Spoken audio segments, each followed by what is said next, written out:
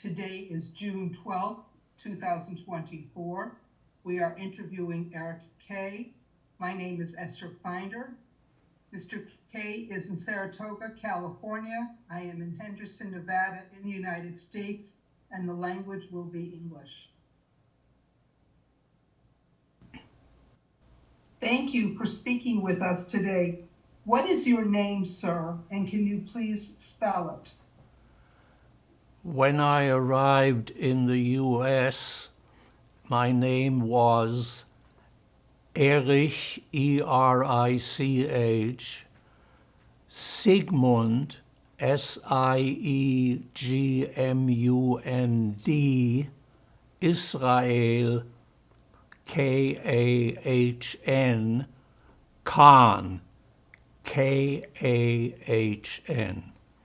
I changed it 5 years later when I became an American citizen, and it is now Eric, E-R-I-C-K, K-A-Y. Where were you born? In Heidelberg, Germany, And when were you born?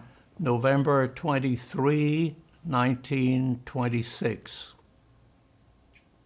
And forgive me for asking, but how old are you? I am 97 and a half years old.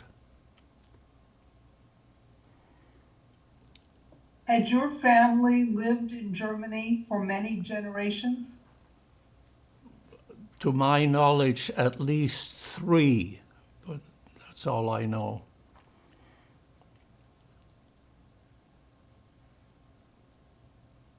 And had your father served in the German military? Yes, he did during World War I.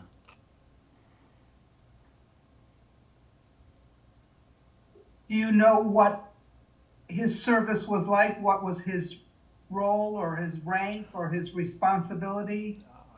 To the best of my knowledge, he was in the infantry. He was at the Battle of Ypres in France, and he apparently got an Iron Cross decoration, but I have no idea which class, but I just don't know. So he must have done something right, according to what they wanted him to do. And he was very proud of it when I was a little kid.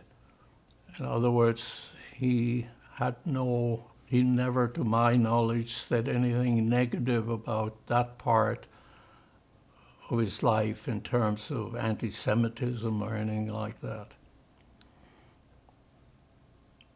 What was your father's name? Siegfried, S-I-E-G-F-R-I-E-D.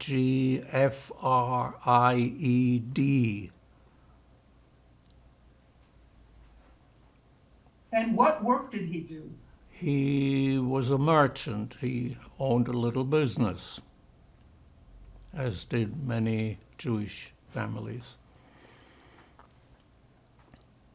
Can you tell us a little more about the kind of business he had? He was I think the expression was en gros, so people didn't walk in from the street, but he dealt with primarily tailors, because in those days you didn't have department stores. There were no ready-made clothes. Everybody, including kids, got their clothes tailor-made, and he dealt with the tailors.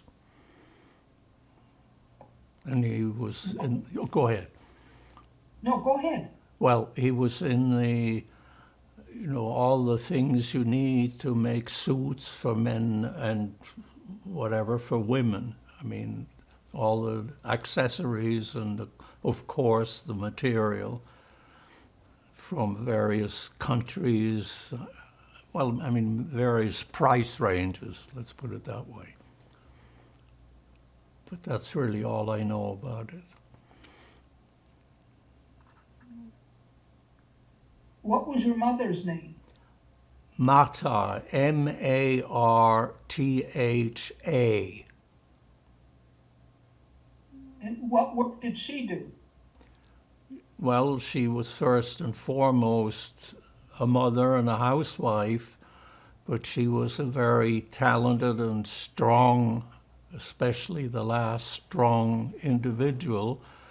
And in later years, especially, she became more than just a wife, a real support person to everything that was going on. I mean, she was an integral key pillar of the family, so to speak. But she wasn't, I mean, she was like all, not all, but like all the other people her age and in her sort of class, so to speak.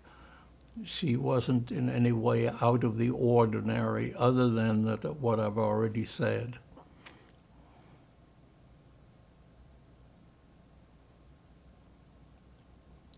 Did you have any siblings? Yes, I have one brother who's still alive, and his name is Ronald H.K. It used to be Heinz Julius Kahn. Do you want me to spell it, or do you? If you'd like. I'm fine. Okay. Is your brother older or younger? He is 3.5 years older, and he's 100 and going on 102, and he lives in San Francisco,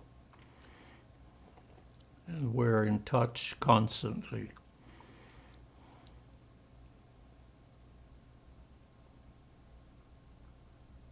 Did you have a large extended family? Cousins and aunts Yes, and uncles? yes.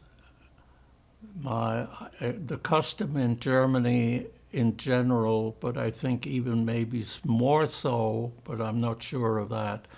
In the Jewish community, most people had lots of brothers and sisters in my grandfather's age group.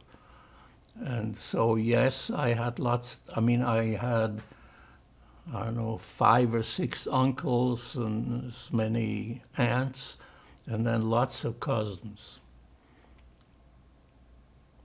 most of whom didn't make it out of Germany.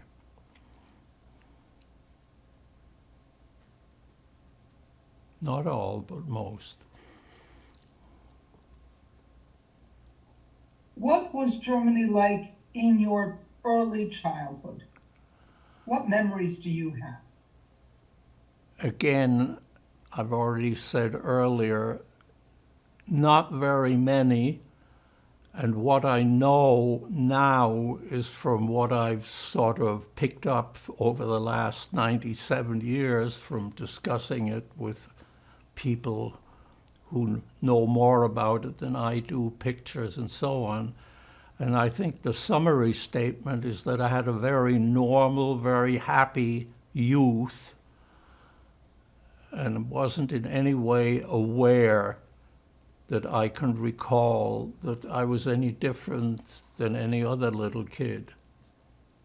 I mean, I was 6 years old when Hitler came to power. So the first 6 years, I can really not remember, not quite right. I do remember one item, which when you start Volksschule in Germany at age 6, but that was now at the end, this was just when Hitler started.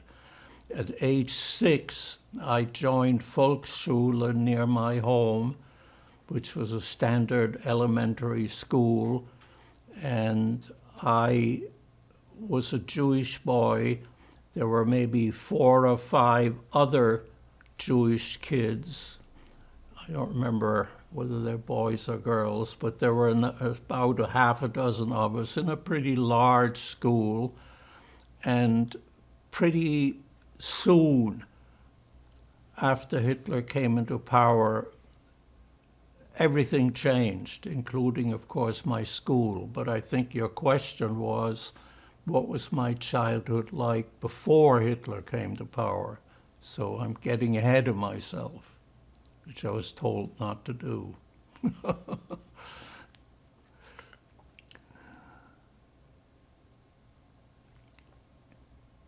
What religious traditions did your family practice in your childhood? Jewish, conservative, which in Germany was, I think, mostly, I mean, the Reform movement, I think, started just about in those days.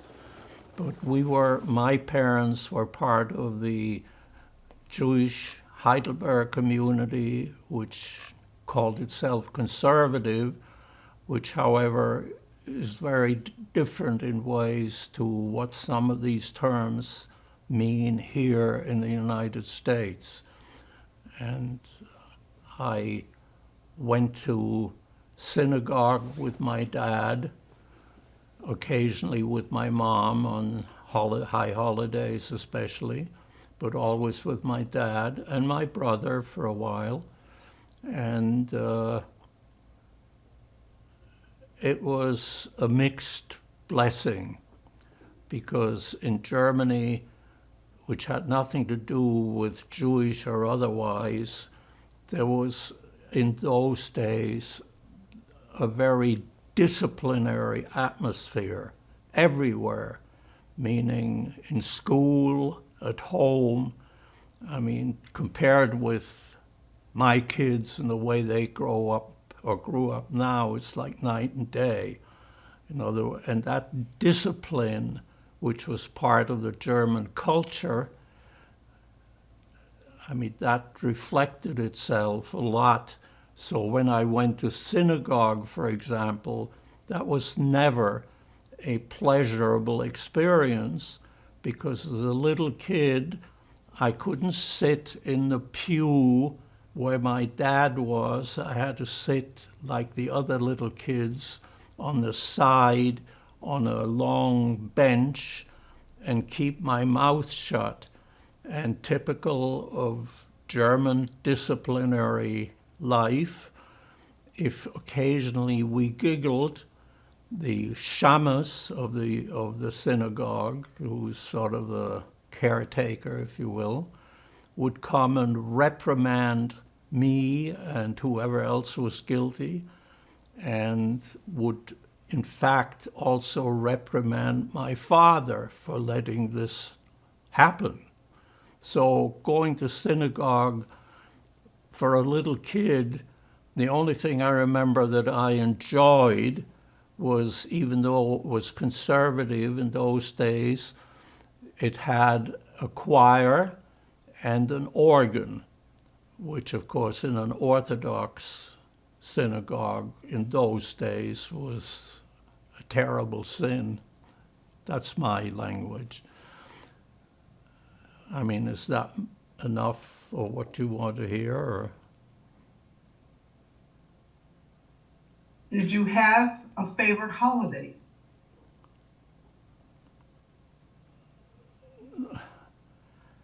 I guess Sukkot, because that was sort of extraordinary, and in Germany you didn't have big backyards or anything like that, so I don't quite remember whether it was in the synagogue or wherever, but it was an event, and it was different. So I remember that as a I don't know about joyous, but an interesting, different experience. I have no bad recollections about Sukkot.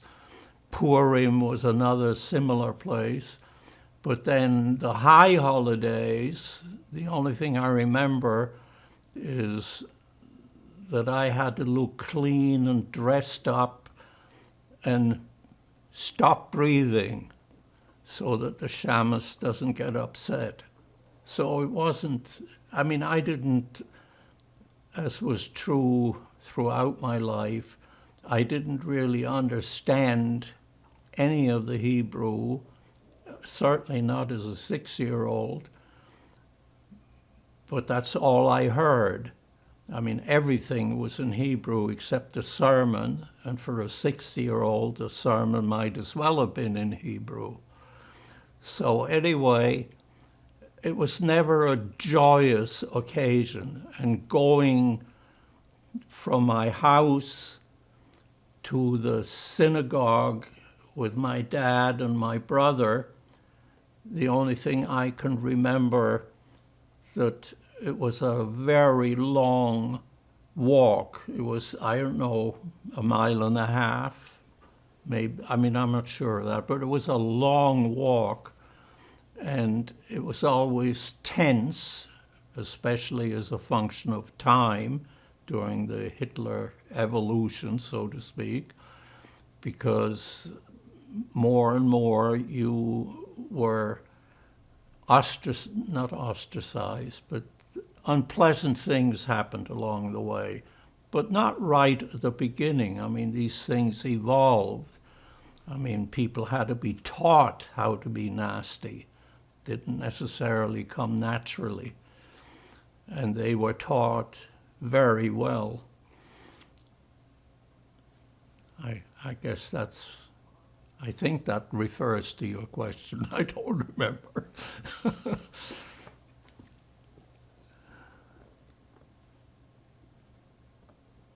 When you were little, who were your friends? I can only remember one boy that would qualify to my definition of what a friend meant when you're 6.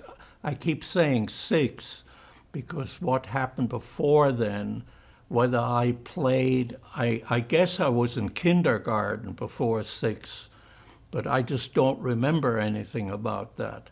And so, you know, I'm not about to make anything up. So from 6 on, I had one friend, but it wasn't a close, real friendship. The friendship consisted that every Shabbat, I and my dad and my brother and he and his dad would walk from different parts of the town to the synagogue, because on Shabbat you don't go in a car or you don't go on a streetcar. And I see here, I'm forgetting where I was going with this. Oh, friendship, yes. And we were told to walk in front of the two fathers so that we always be in sight. But it was a very pleasurable walk because Heidelberg is a beautiful town, and we would have to walk from the synagogue along the river, and we would watch. Heidelberg is a university town, so there were always students doing things in public.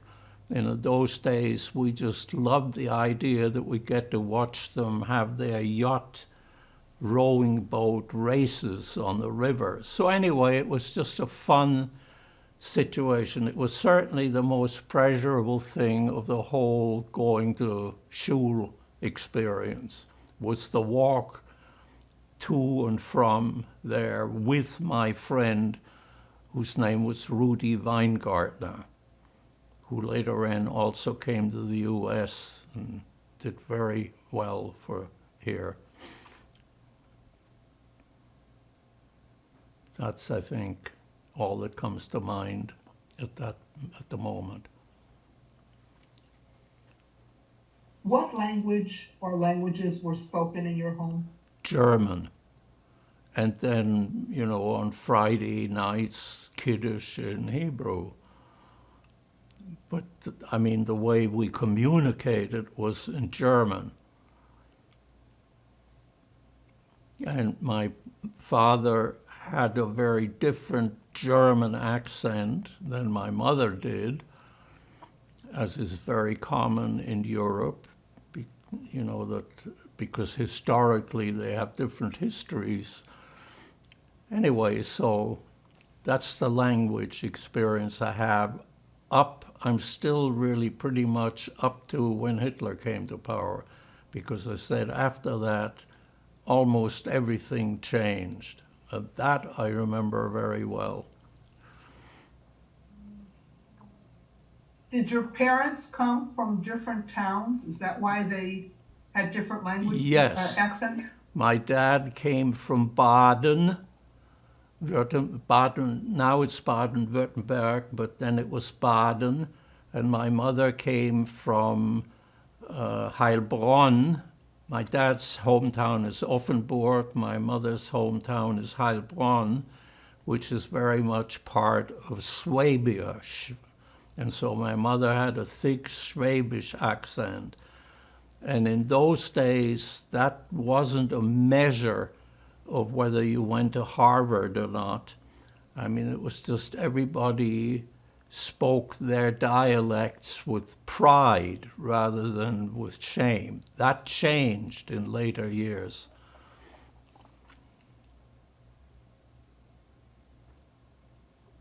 You had started a little bit to talk about starting school in Germany. Yes. Can you share with us your memories of starting school? Two things. There must have been many other things, but two things that I do remember. But this was now at 6, so it wasn't before. It was so when I started school, Hitler came to power in April. I don't remember exactly when the school started, but sometime in the same am I getting that mixed up? Anyway, the only thing I remember about Volksschule is that there was a custom that children would get what in German is called eine Tüte, sort of a paper, very fancily decorated thing that I think they put candies and goodies into it, and everybody brought that to school when you first started it. And I remember that, and that obviously must have been a very happy occasion until I got home and my mother said I can only have one per day. So anyway, the other thing I remember, which fits something else I said earlier, my teacher, whose name was frightening, is Schnarrenberger. He was a very strict person. I can't comment about how good a teacher he was because I wasn't equipped to make that judgment. But he was very strict discipline, behavior.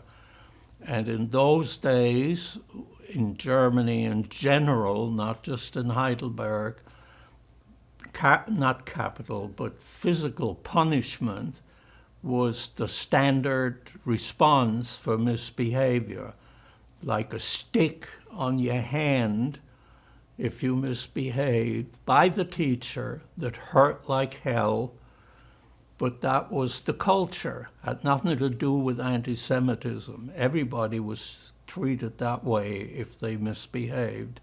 And believe it or not, Jewish kids misbehave like any other. So that's, I guess, what I remember. Oh, and it was within walking distance of my house, about 3 blocks, very large school, very nice buildings. And, I do have a recollection which does have to do with anti-Semitism, but it was, I think, a year or so later, but not much more than a year later, where we, the Jewish kids, and that may have been from the beginning, I just don't really remember that for sure, but we were asked, the Jewish kids, a half a dozen of us, every morning to go out on the courtyard with the whole other school kids, everybody, to raise the swastika flag and sing Deutschland, Deutschland über alles. And the Jewish kids, we had to stand in a big courtyard with a flagpole in the middle, and we had to stand in a corner of the courtyard, separate from the other kids, facing the wall. And we were told, don't you dare turn around. That was sort of my first, let's say, difficult situation to understand why is this happening. I mean, I knew it's because I'm Jewish, but I had no idea, what have I done? So I'm Jewish, so what? But needless to say, that was the first sort of impression that I remember of that kind, of which there were many, many more in future years.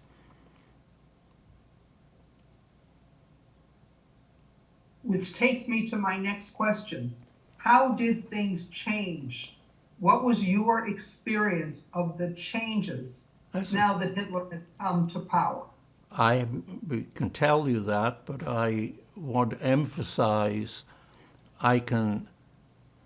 what I now know about those changes is really not at all the same exact thing of what I must have felt as a 7, 8-year-old kid. So I'm speculating as to what I felt like then, but I'm not sure that when did I acquire that particular response to what happened. So I can tell you to the best of my ability that two things. I felt more and more frightened of everything around me, and more confused, because at 6 years old, it just wasn't, I couldn't philosophize as to why this is happening to me and my other friend, Rudy, and apparently all the other Jewish kids, although I didn't get together with the other Jewish kids very much. I mean, the school I went to was primarily a Christian school. I mean, the Jews were less than 1%, I think, of the German population. So I went to a regular public Volksschule, and we were the half a dozen Jewish kids. And starting with what I've already described, things got worse. I can go through all kinds of details. I'm not sure I really want to do that. One of the things that is a little interesting, and that is, at that point, we were ostracized as being Jewish, but religion was a formal topic in German Volksschulen, in elementary schools. It wasn't an option. And so, according to the rules, we, the Jewish kids, had to have religion school. And that was my educational exposure to, besides what I learned at home, to Judaism. And we had, I think he wasn't a cantor, but some other wheel in a synagogue who actually taught and that's where we basically read the Old Testament. I mean, I don't know whether we read it, but I don't know when you start reading the Bible age-wise or when you start assimilating anything that you're reading. I mean, my guess is in the very early stages, it was just learning how to read anything else in German. But we did eventually start learning Hebrew. And I learned Hebrew to read pretty fluently. But as hindsight, I learned almost nothing well, that's an exaggeration, but almost nothing about what anything I was reading meant. So that was my Jewish young boy experience. And of course, I was now subject to the fact that and that started almost immediately when Hitler came to power. Within the first few weeks, I was told by my parents I can no longer go and play with any other kids on the street, which was where you kick the ball around or stuff like that. I was not allowed to do that anymore, but it's not clear to me that that was primarily that my parents wanted to protect me from getting hurt in any way. Or, I mean, I don't really know what the rationale was. I can guess, and I've just said what must have been involved on my parents' part. I could not play anymore, so I was now confined pretty well from age 6 until I left in 1939. I didn't have any kind of a childhood. I mean, if playing, I never learned to play. But it's also interesting how very different my brother's experience of those years were. But he was 3.5 years older. And whether you're 6 or 9.5 makes a huge difference of how mature you are or immature you are. And so I obviously reflected what my parents thought was the most appropriate thing for me to be exposed to. My brother, who was 3.5 years later, had a totally different, unpleasant school experience, but in a much older age. I mean, much older, but it just turns out you mature rather quickly under those circumstances, but to a much different degree. And I emphasize again, and why he was different to me was also because he reacted to it like a much older boy, much older, at that time seemed much older. And I'm now putting words into his mouth, and I don't really know what motivated him then, but I know from all the conversations since then, whereas I was primarily frightened, I called the gymnasium, which is sort of a college preparatory high school in Europe, and they're very good then and now. So he was eventually facing all of this and getting kicked out of that, and just in general, he was very rebellious, whereas I was very timid as a reaction to all of this. Now, why that difference is, your speculation is probably as accurate as mine. But I can certainly say it was his reaction to the whole thing then and now is very different than what I remember my reaction was. And I'm not putting any better or worse on it, because how that affected our two lives for the rest of our lives, I'm not qualified to say. Because there are lots of other things that came into play after Hitler was gone. Okay, I'm sure that's more than enough. Fine.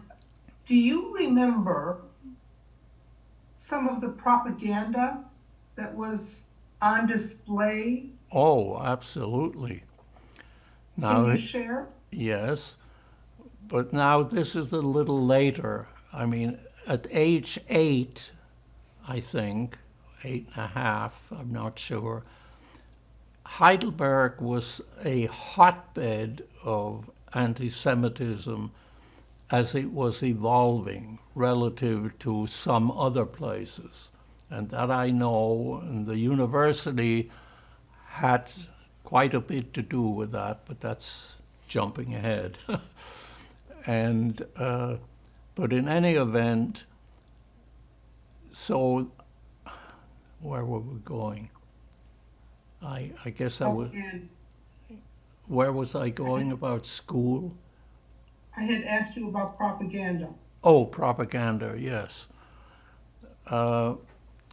Well, because I was younger and because I hate to be saying this, I was treated like a better behaving boy than my brother, who I think was just very rebellious for all kinds of reasons. And some of it are pretty obvious. I mean, he was just being older. He affected his life in a totally different way than it affected mine. But I remember that then I was kicked out of school, like all the other half a dozen of Jewish kids in my school and in most other schools all over Germany. So I could no longer go to school at all. But because I was a more little boy, I became more, what's the word, not useful, but I did sort of get more responsibility than I think I would normally have gotten in the following way. When letters had to be taken to the post office, the little kid I was asked to do that, and it had some exciting aspects to it, but it always had horrible fear aspects to it. But apparently it was easier for little kids to sort of go the whatever 5 blocks or whatever where it was at the post office than it was for my dad or mom to go there. Now, that's my impression. Whether that's accurately the reason or not, I'm not sure. All I know is that, and so when I started doing these little errands, which I'm just guessing normally would have been done by older people, I ran into numerous unpleasantness. And when they got bad enough, obviously my parents didn't let me out of the house anymore. But that, you asked me, propaganda, on those trips, I got my first-hand impression of how the rest of the population is reacting to all these things that were changing. And the things that I recall is there was a newspaper called Der Stürmer, which was very much exclusively anti-Semitic in purpose, and it was plastered everywhere you walked. I mean, in Germany, very often newspapers in general are out at various places so people can stand there and read them. I mean, all of this delivery stuff like we're accustomed to now was different. So in any event, I would, as I walk by, look at those, and all I can say is it was totally filled with anti-Semitism. The pictures of the people, I'm exaggerating, but, they were made to look like animals. And, I mean, everything was in various ways anti-Jewish. And that's, of course, what the rest of the public stopped and watched at, too. And that was just part of a huge propaganda scheme. I mean, there were many more if you were not Jewish, of how you were inundated with anti-Semitic information as a function of time. And then, of course, I was beat up by other kids. And the reason that usually happened, because that's a little later, I don't remember exactly when, that it got worse and worse, but that was because you now immediately became evident as a Jewish kid, because more and more, most German kids, Christian kids, either chose to or had to, and that's a pretty convoluted story too, but in any event, they were always in their Hitler uniform or Jungvolk uniform. And so obviously I wasn't about to wear that. Although my brother will tell me now, when he went through that, he was very angry at the very beginning, or very disappointed at the very beginning of all of this Hitler Youth stuff, that he couldn't go because, of course, he was Jewish, because he thought, boy, some of the stuff they get to do versus what I get to do is very different. And I mean, you didn't then think about the consequences all that much. So getting beaten up was standard. And I mean, like having my glasses broken. I mean, it wasn't just pushed around. But it didn't happen every day. I didn't go out every day. But whenever I did, it was never pleasant. I can tell you many more incidents like that, but I'm 97. I may not live long enough.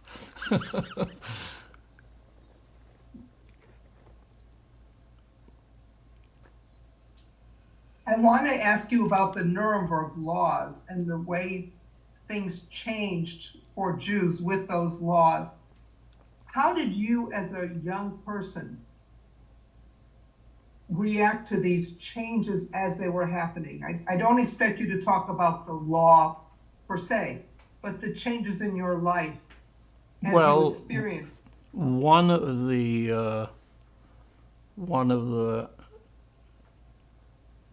sort of things that answer that question is what I've just described, that apparently the new world, my new world, is that kids can beat me up and nobody says anything, nobody stops them. And of course, more and more I realize the only reason that's happening is that I'm Jewish.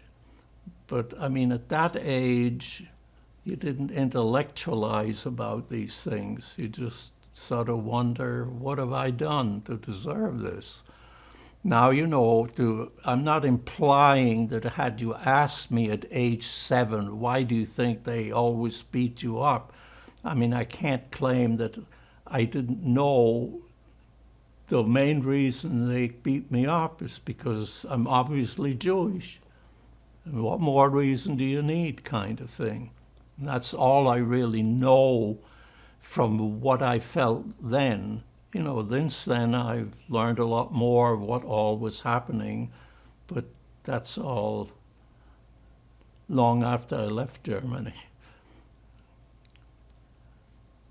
In 1936, did you at all follow the Olympics in Berlin? I did, in fact, and I'm glad you brought that up, because that is something that I remember very well. Obviously, the underlying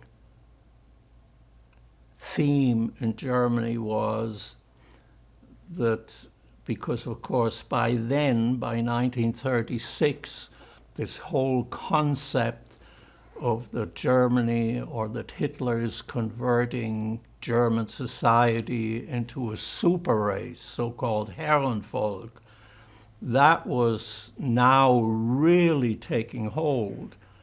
And for reasons that we may come to later, a lot of people liked the idea that they will end up, if they follow all of this stuff, as being a super race or a superior race, let's put it that way. And by the way, that's not very different to what, to different degrees, people all over the world feel. I mean, who among us doesn't want to be better than the rest of you? So, and if you hear it often enough and get all kinds of explanations of why you are, so that was a very prevalent thing. But the counterpoint is, as a Jewish kid or as a Jewish adult, you now were put in the box that you are the subhuman part of humanity. So the two peoples, so to speak, lived in two different worlds. One, if you want to be melodramatic, were on their way to hell, and the others were on their way to heaven. So that played a big role. But it was mainly, more than anything else, it was just fear as to what's going to happen to me or my parents at that stage. Later on, I got more, let's say, a little more mature appreciation of why these things were happening. Okay, I'm waiting for your next question. I've asked how you reacted to some of these changes. Tell me about your parents. How were these changes impacting them? Well, I think totally predictably, it was more and more unpleasant to them, just as it was to me, but at a different level. I mean, they, of course, worried about adult-ish consequences of this. You know, how we're going to feed the family. Some people are saying, you know, you ought to be thinking about leaving this place. And others said, you got to be out of your mind. This can't possibly last. The Germans that we know, you know, the ones we fought with in the First World War, blah, blah, blah, they aren't, I mean, this will go away. And I'm sure you heard that pretty consistently from just about everybody, that was sort of one of the adult responses in the earlier stages. But of course, as a function of time, I know of almost nobody, and now I'm a little more adult by this time, so I think it's more reliable. I don't know of anybody who continued to think this is going to go away. I mean, by 1939, before the war, after Kristallnacht especially, I can't imagine that anybody who was Jewish thought that he had a great future. There were a significant number of Jews, as there would be in any other societal part, who wanted to get out of all of these problems because just like in any other denomination, there are some people who are Jewish just because their parents were Jewish, but they never gone to any synagogue or were part of the Jewish community. And there were others who were deeply involved with the Jewish community. But the ones that were sort of on the periphery, just like among any other denomination, Christian, I mean, not everybody goes to Mass every morning, but they still think, you know, we're Catholic or whatever. And so the same among Jews. And of course, that was, in the early days, a way to get out from under by joining or trying to join a Christian denomination. And in our part of the country, which was very Catholic, the southern part of Germany, or the middle and southern part, the Catholic Church, you know, was really welcoming to some degree, people who wanted to join Catholics. I mean, you know, even now, I think you don't get turned away unless you're a criminal or something. And so that was sort of an escape for a lot of Jews. But of course, in later years, don't remember exactly how much later, it turned out that the Catholic Church, who actually accepted, and I'm not talking about a few, I'm talking about thousands. Now, I don't remember how many thousands, but it was not just a few Jews who chose that route if they made the grade, so to speak, in the Catholic Church. And I don't know how they decided that one way or the other.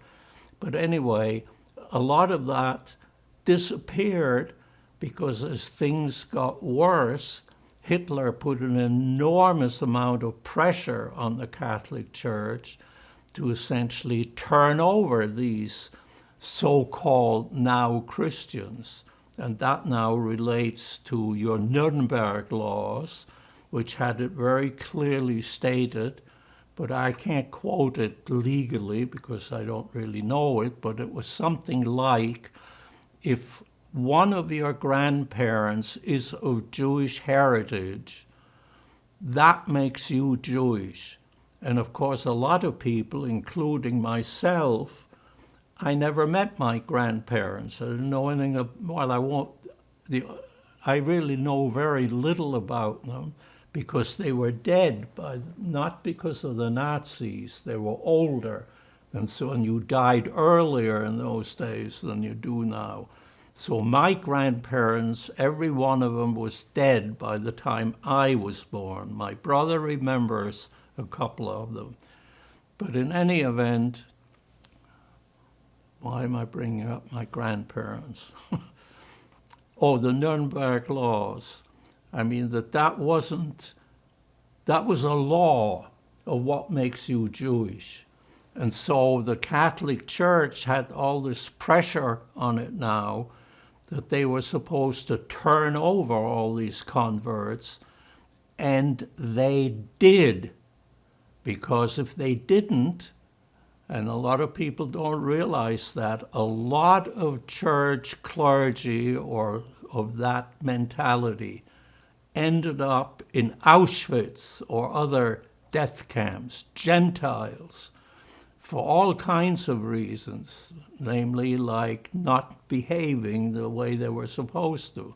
So you can't be so judgmental and say, you know, why did the priest all of a sudden behave unpriest-like, if you will, by turning them over? And the point is, he was putting his life on the line. And unless you've been in that situation, you don't really know what it is you'll do. And so, but that's the way it was. And so, I mean, I think that gives you some of the atmosphere. Now, you know, again, there are other things that if you let me, I'm sure I'll dream them up. A few moments of, are you okay? I'm okay. Yes. Okay. Better so that, I'm sorry. Go ahead. A few moments ago, you mentioned Kristallnacht. Yes. You tell us your memories of Kristallnacht. Oh my God. Well, the easiest way is just to kind of go through how it started and how it ended. And if that's okay, I'll do that. Early in the morning, my brother, by the way, by that time had been kicked out of the gymnasium because he was Jewish and because my parents just felt they couldn't risk anymore having him subjected to. But he was angry about the fact that he was taken out of school. I think that's my word, angry. I mean, he wanted to learn because, you know, I mean, it was an opportunity in there. But anyway,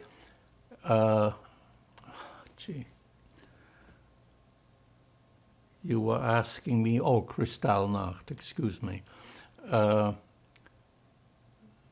So anyway, because he was no longer going to school or couldn't go to school, he became what in Germany is very common everywhere, and that is that you go through an apprenticeship, Lehrling, in some profession.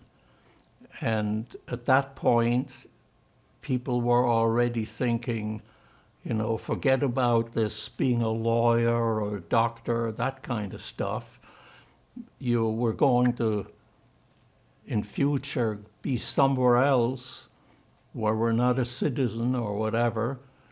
And so we've got to learn a trade, something that you can do without qualification, or at least not without a PhD kind of thing. And so what a lot of people decided, parents, we've got to have our kids as soon as possible learn to become a technician of sorts, because that's what they may be able to get a job in when they end up wherever they end up. And at that point, you didn't know where that was. That's a whole other dimension. So anyway, would you please repeat your question? Because We're talking about Kristallnacht. Kristallnacht. Okay, so my brother was gone early in the morning because his job was in an electrician's business in Mannheim. In fact, a Jewish electrician's business in Mannheim, which is about, 3/4 of an hour by streetcar, something like that, from Heidelberg. So he was gone when the whole Kristallnacht, by the way, the Nacht part is night, but the thing started early in the morning, not at night. On November the 9th, 1939, about 8 o'clock, a truck arrives, maybe that's not the right word, but a truck-like vehicle with about a dozen Germans in uniform, in the brown uniform, which is the SA, and I'm assuming, anyway, that was not the black uniform, which was a much more specialized elite Nazi thing. The SR was, everybody wanted to be in the SR, because by so doing, you were showing that you like what's happening in Germany, to you personally, not necessarily what's happening to other people, but you were now among the favored inhabitants if you showed, hey, I'm one of the gang, so to speak. And so they arrived, and a lot of people described them as hoodlums. I don't know enough about them then to give them that title, but I'm sure it included hoodlums. But I also think it probably involved a lot of people who were very unhappy with their lives, which of course Germany was very unhappy, the German nation, after the Depression, exactly the same thing like in the United States. And people were unhappy. And in Germany, smart Hitler decided we got to find somebody to blame. And it fitted very well into his super race notion that the Jews would be a perfect example. So anyway, they came, these hoodlums, and the first thing is they broke in the house door, and then in Germany you lived in flats, 4 families per house, usually, or 1 on each floor, but they were very nice flats. We had something like 8 rooms, beautifully furnished and all of that, so it wasn't, to live in flats was the way it was at that time in most of Europe. You didn't own your own house. Very few people owned their own house. So anyway, they came in, they smashed their way in, these guys, and they started. My dad, of course, was the first to be there. I mean, my dad didn't send me to greet them. I mean, he was the obvious person. And they started beating him up. And I'd never, ever in my life seen my dad, being involved in any such confrontation.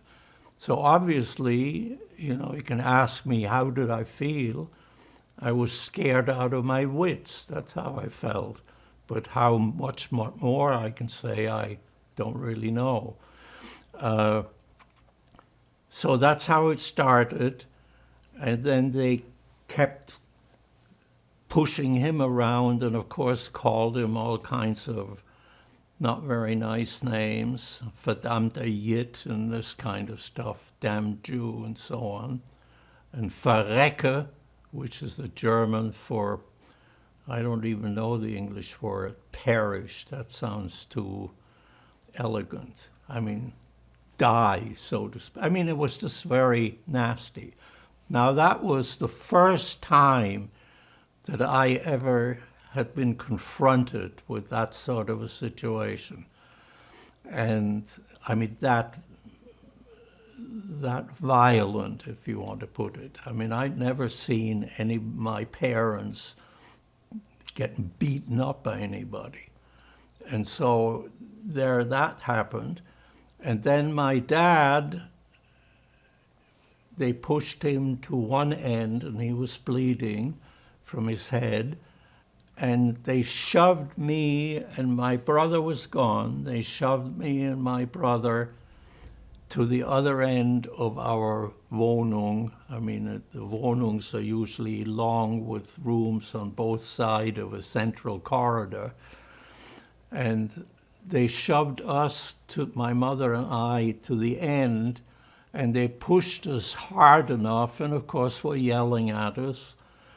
And my mother stumbled, and she fell, and I also fell. I don't know whether I was hanging on to her or what, but anyway, I and she ended up on the floor. Now, I had never seen my mother on the floor before. I mean never. Why would she ever be on the floor? And so that was a Kristallnacht memory. But the worst memory I have of that event was when he started to beat my mother. He had, and I'm not quite sure whether it was a baton, but it was a stick-like thing. But let's call it a baton. And he started beating her. And she then said, now I can say it in German, but I can also translate it. But for anybody who knows German, should I say it in German and then in English? Yes, please. Okay. She obviously begged him when she started to, I'm assuming she said, whatever, stop it or whatever. I don't remember that. But what I have gotten in my mind, which I have never been able to get rid of, is that my mother yelled at him or in fear said, wenn sie uns umbringen wolle, dann bitte der Kleine zuerst, dass nicht zugucken muss. That is Swabish dialect, zugucken. And it means, if you're going to kill us, please the little one first, so he doesn't have to watch. Now, at that time, that didn't sink in as a kid. I mean, obviously, I was very scared of seeing my mother getting beaten up. But since then, I've often asked myself, and can't get it out of my head, of course, what must my mother have felt like to beg this guy to kill her little child so he doesn't have to watch her getting killed. I mean, you know, that's an experience that I think very few people experience happily. I say happily, it depends on where you look. So anyway, that's sort of the most horrible thing that I can't forget. But, you know, it goes, then at the end of the day, the school kids got day off school. Their moms and some men, but mainly mothers and their kids, were outside on the street and were encouraged to throw stuff. So the kids were throwing stuff to break the windows, which they did. And the SA men were throwing stuff through the broken windows out onto the street. And in Germany, again, at that time, everybody had what are called Federbette, which are beds which are filled with down feathers for warmth. I mean, blankets wasn't the main way. The bedding always had Federbette, and I'm assuming. Anyway, there were feather beds, and they cut up one of the feather beds and threw it out in the street. And this was November 9. It was very cold on November 9 in that part of Germany. Not snow, but very cold and windy. And the feathers, of course, blew all over the place, and everybody was cheering. And then they made my mother and me, and eventually my dad, to go outside, and we had to pick up the feathers one at a time, essentially, with everybody yelling and screaming and names, of course. I mean, but to think that those kids were calling names, you know, that they hated us, I mean, I'm not at all clear that's correct. I mean, I don't know.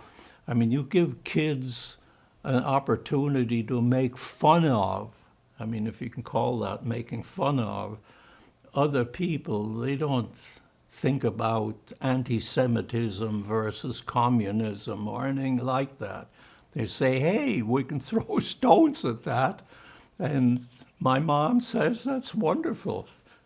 Boy, that never happened before. So that's enough about Kristallnacht, except to say my dad, like every other male, 16 and older, was arrested later that evening by the Gestapo, was taken away, and for quite a few weeks, he and all the other men, friends of theirs, my dad, but every Jewish male over 16 was arrested by the Gestapo, and about, I don't remember how many weeks later, we ultimately found out that they ended up in Dachau concentration camp.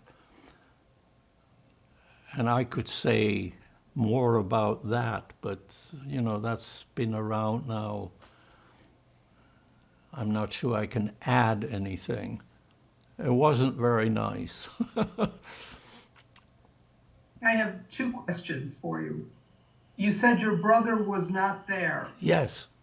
What happened to him? He went to Mannheim, and when he arrived at this Jewish electrician store or whatever, I've never been there, so I don't know what it looked like, they had the same fate. In other words, I mean, this Kristallnacht business happened to the vast majority of anybody who had a Jewish business. So, and even people who didn't have a business. So that's not surprising that he found that same situation by the time he got to Mannheim and arrived there. And as I recall, but now I'm talking about something that I didn't witness, So it's hearsay, and what I now, 85, how many years later, remember what I was told then. But apparently he was told by the guy who owned the store, like my dad would have been the equivalent, you go home as fast as you can. And so my brother came back home, but by the time he came to our place, we were out on the street picking up the feathers, being spat at and kicked at, and I mean, that kind of thing. And he came, but he, being a Lehrling, which was again a custom in Germany, you wore a blue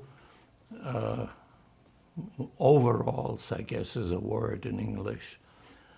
And he was blonde and had blue eyes, so he, to the crowd, was just another, oh my gosh, there's one more of us who will help us, let him have it, sort of thing.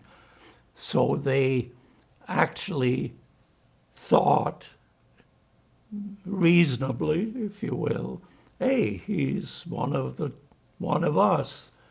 He happens to be wearing an overall, but, not everybody always wore a uniform. So he was clearly mistaken. But then my brother, of course, and he was, I'm now guessing, but I think he must have been about 16, maybe older, 16 plus, but I don't remember exactly. And I don't think I can figure it out now. But in any event, he, however, obviously wasn't about to say, yes, I'm one of you. I mean, he came to us, and then people realized, hey, he isn't one of us. He's one of them. And so they started yelling at him, Rassenschänder, which means race disguster or disgusting race. Anyway, ein Rassenschänder is somebody who puts his own race to shame. And they thought, here is a Christian young guy who is helping the Jews, because the mentality, I'm guessing, was no Jewish kid is going to get his hands dirty in a blue overall. I mean, Jews don't do that. I mean, that was sort of the mentality that the kids were taught. So anyway, he obviously helped us then and became one of us. And then when we were all done, he was not arrested because now I know how old he was. He must have been under 16. And we remember how grateful that became to the family, that he was just under 16, so he didn't qualify to go to Dachau, which was a big plus. I think that's the Kristallnacht. I want to ask you one more question, and then I think we should take a break because I think you're losing your voice a little bit. I just want to ask you, when your father returned, you said he was gone for several weeks. He was gone. We didn't find out where he was gone.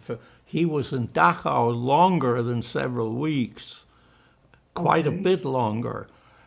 But we didn't know where he was until several weeks after he was gone. Of course, there was all kinds of speculation. They took him all out to Madagascar and sank the boats that they were in. I mean, it was everything from they've killed him, of course, because nobody had a clue.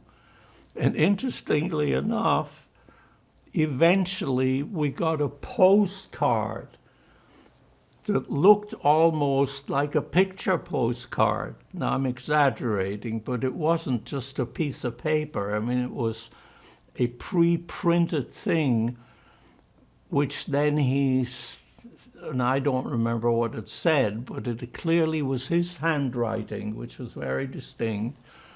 and it said something, you know, I don't know whether it said I'm alive but it said something which clearly showed that at that time he was alive and he was in this thing, but they had a very fancy name for it. I don't remember what the name was, but it was one that the public at large would think it was a holiday resort. So, that is the end of Kristallnacht. But he came home. Oh, he eventually came home, and I remember it was totally unforeseen. And he came home, and how we found out that we got a phone call in the middle of the night. I didn't answer, my mother did. And it was my dad, and I don't know the words, but I'm sure it wasn't, "Hey, how are you?" I mean, whatever he said. And I remember she started crying, obviously. And he had arrived at the Heidelberg railway station. And apparently that's in detail how we got from Dachau to there. I don't really remember, but you know, it's just detail. And that's when he came home, and the way my brother, I think, very accurately describes my dad at that time, and for years later, he was a broken man. I mean, he cried almost endlessly, not endlessly, but at the slightest anything, and I'd never seen my dad cry. And of course, he wasn't about to describe to us in great detail of why he's crying. So that's really all I can say. And to call him a broken man, I think, is a very good description. And of course, most of the other people who came home with the same experience had to deal with the same problem. But lots of people dealt with it with many different ways. But this was my dad. Well, physically, how was he when he came home? Well, now you want me to describe what does a broken man look like physically? Well, I don't remember. All I remember is I had this incredible mixture of, and even this I think is inappropriate, happy that I saw my dad alive and that he looked terrible. I mean, before he had a big mustache. Now he had no hair because they, of course, shaved everybody totally. And he was gaunt. I mean, he looked like you would when you've gone through. Now, you know, if you want me to describe Dachau, then I don't think I can do that anybody better than anybody else.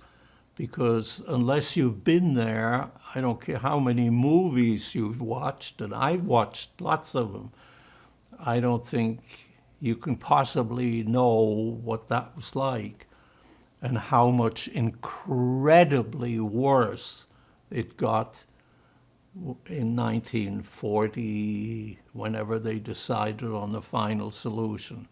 I mean, I don't, by the way, and I know I'm interjecting, I don't think I really qualify as a Holocaust survivor, because the Holocaust people, who to me were the people who went to one of the many extermination camps, I mean, what I've just told you is nothing compared to what they experienced. So I'm what I am based on a much milder situation than most of those real survivors. I mean, to sort of think that I know what you went through, I don't know what they went through. Because hearing about it and being part of it is like night and day. Okay, but now I'm done with her.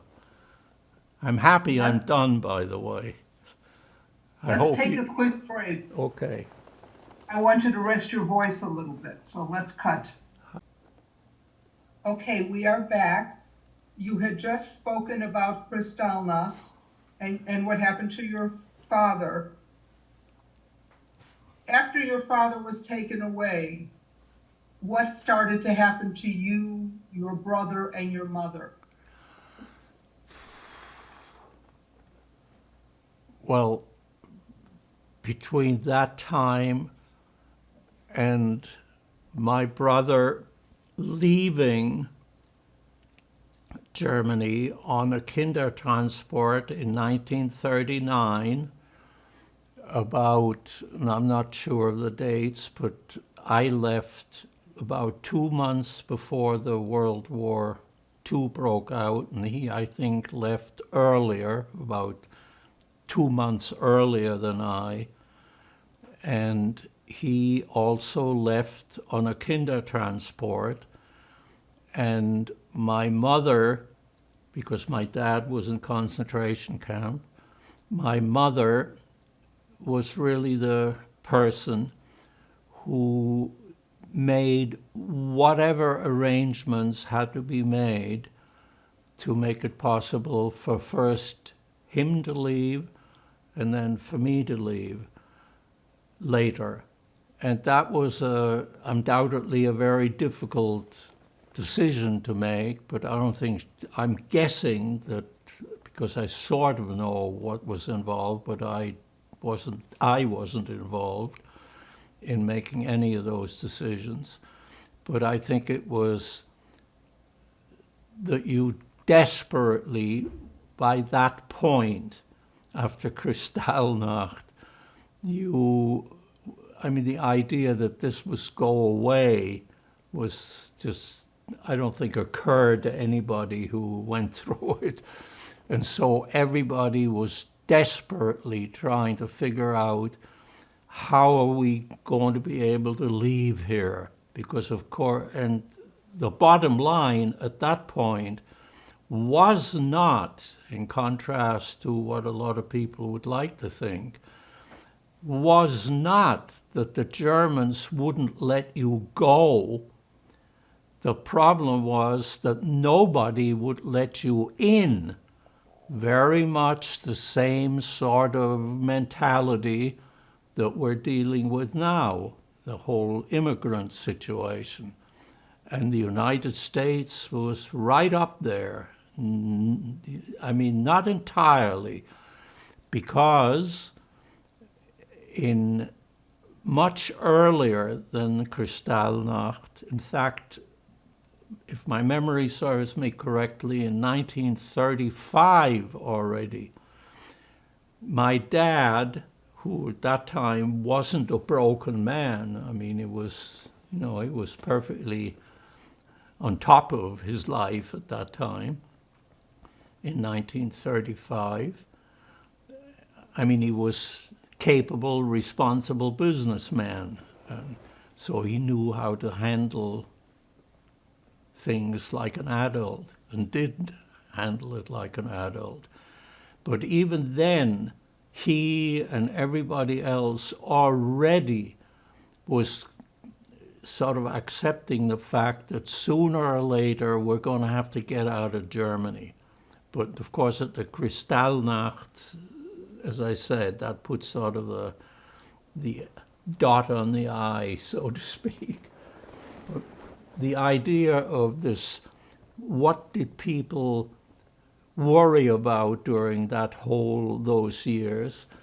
They were totally, I would claim from my memory now, preoccupied with the problem, how are we going to be able to leave here?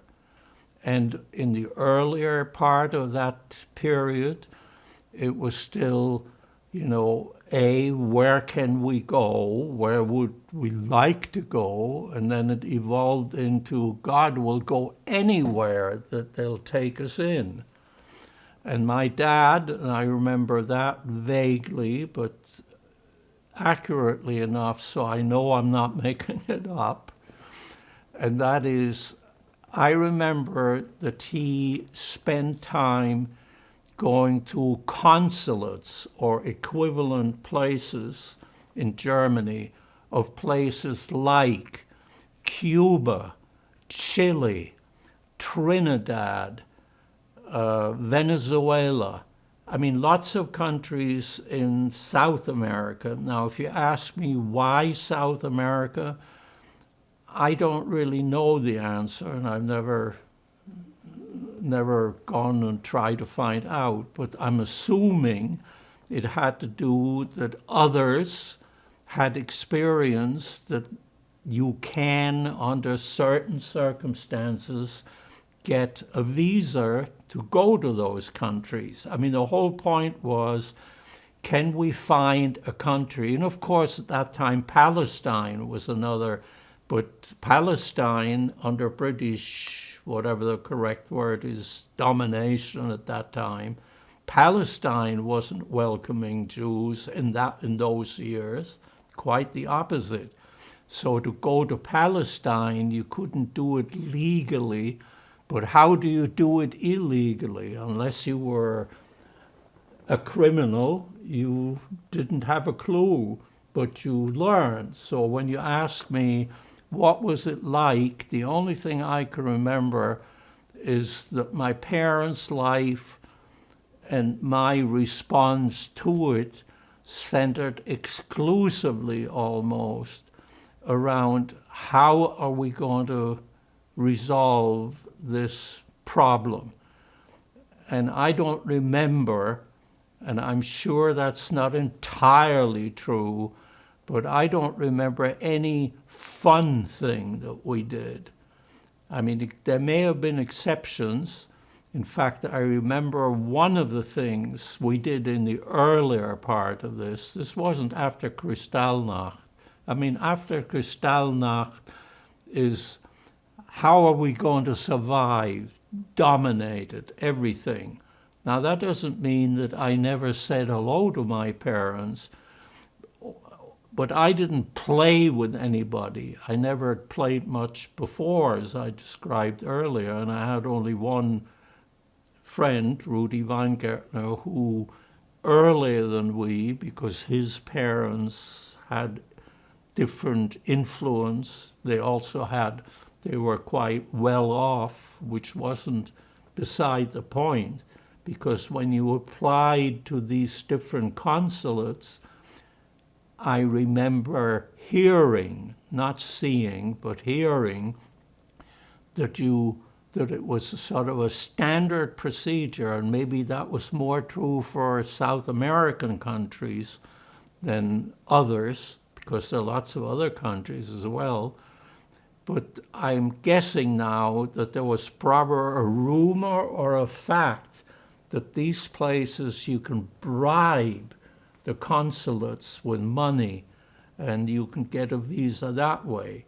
And as we all know, because it was so much publicized, a lot of people who sort of went, I think it was Cuba, with that kind of thing. Cuba then, when they arrived, wouldn't let them in.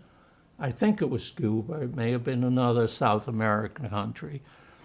And then the ship, and I don't know the political details, but the ship then came to New York, and the ship in New York was turned away and told them, you can't land here, you don't have any, we have a quota. And anyway, so a lot of these Jewish people were shipped back to Europe, and I now know as a fact, not personal, but I know as a fact that a lot of the people that were shipped back from the United States to Germany, were not let off the boat, ended up in Auschwitz or similar places. And as far as I know, that's an established fact now. At least that's what I think I learned. Is that what the question was? Or does that address the question? Would you repeat the question? We were talking about, you started to say that your brother was sent and then you were sent separately out of Germany on the Kindertransport. Correct. let's get back to that. And why were you sent separately and not together? The details I cannot tell you, but I know because of conversations since then that it had to do with two things. One, that apparently it depended on the papers involved that you needed to have to qualify. And it so turns out that my parents, apparently even around 1935, I mean, sort of the same tenor time period, were already exploring of how to get the kids out before they would get out, because I guess there was a sense there were more opportunities. Like a lot of kids, joined the Habonim, the Zionist movement, with the idea that, they will send them to Israel. And apparently some kids succeeded in going to Israel, but apparently that wasn't that you could just sign up and arrive. It was also very difficult at that time to go to Israel. I mean, this is why the British were still in charge, and they had quotas or whatever else, details I've forgotten. So there was that aspect, that you wanted to get your kids out first, and then I think I heard, but I'm pretty sure that I was involved, that my parents' parents obviously were asking themselves, my brother is much more mature than Eric, age-wise and mentality-wise, and he was, to send our older kid into God knows where is a more responsible thing to do, to send our little baby there. I mean, I'm making those words up, but I'm hoping you get the idea. And so that was in fact that they were more concerned to get him out, and that they wanted to have me with them because they were my parents, my caretaker. And so to ship me off to who knows where with whom was less responsible than doing it with an older kid who was very mature at the time and seemingly more self-sufficient. So I think it was that kind of thing, but it was first and foremost getting the legal papers. And because they wanted him, I know where this is going, because they wanted him to go earlier, they started the ball rolling on this kinder transport bit. And I told you earlier, already in 1935, they applied not only to the countries in South America, but also obviously to Palestine, and then of course to the United States. And so to get your quota number, I think it was called an affidavit number, I don't quite know. But anyway, a quota number. But the quota numbers were such, so my brother got a quota number earlier than the three of us. And because he got the quota number earlier, and now this, I'm guessing that was the reason why he qualified, however that came about, for being taken on the kinder transport earlier than I was qualified. And I did leave just 2 months or so later. But I think, if I have to tell you why that happened, I think it had to do with this passport permission quota kind of stuff. And my parents registering, one more important item. one of the conditions for us to qualify for the Kindertransport at all is A, that we had to be under, and now please, I mean, there's a very definitive answer to this, but I'm guessing now, but I think you had to be under 16 or under 18. And now I remember that was in part due that the Kindertransport, which of course was initiated by Great Britain, they had an age limit that they would take 15,000 children, Jewish children, between, I don't know what the lower limit was, I'm making it up, 6 years old, may have been different, and I think the cutoff point was something like 16. But there was an age bracket that they were willing to fill with 15,000 Jewish children. And they lived up to that commitment pretty well. And that's, of course, what saved my brother's life. So no complaints there. So anyway, but that's, I think you asked me, why did my brother go at a different time than I did? It had to do with all of this. It was very convoluted, had to do with trying to get a number to come to the United States. Oh, you may wonder, well, what did the United States have to do with it? The United States had something to do with it, and that was true how my parents got out of Germany, which they did later, is because if you had a low affidavit number, quota number, relative to all the thousands that were asking, then you were called earlier by the United States. And the fact is that my brother got a lower number, affidavit number, than my mother and my parents and I did, because my parents wanted to have him go as soon as possible.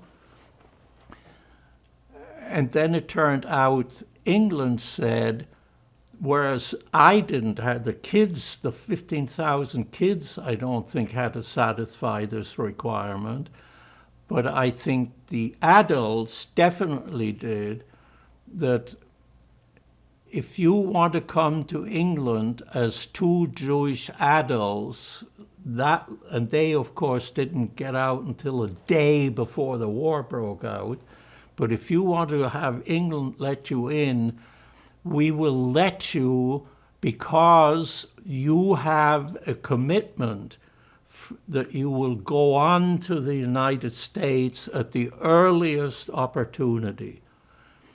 And so it took all that combination of things as to why my parents ended up doing what they did. I mean, it wasn't some simple, straightforward, it's obvious that you would do it that way. I sort of think I answered as best I know.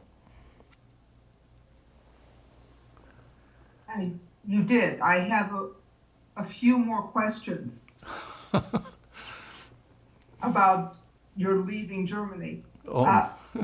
When your brother left, was your father back home yet? When my brother left,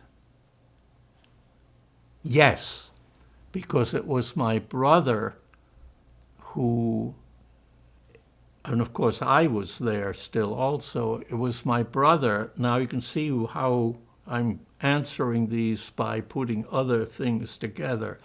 It was my brother who sort of keeps talking of how my dad looked as a broken man.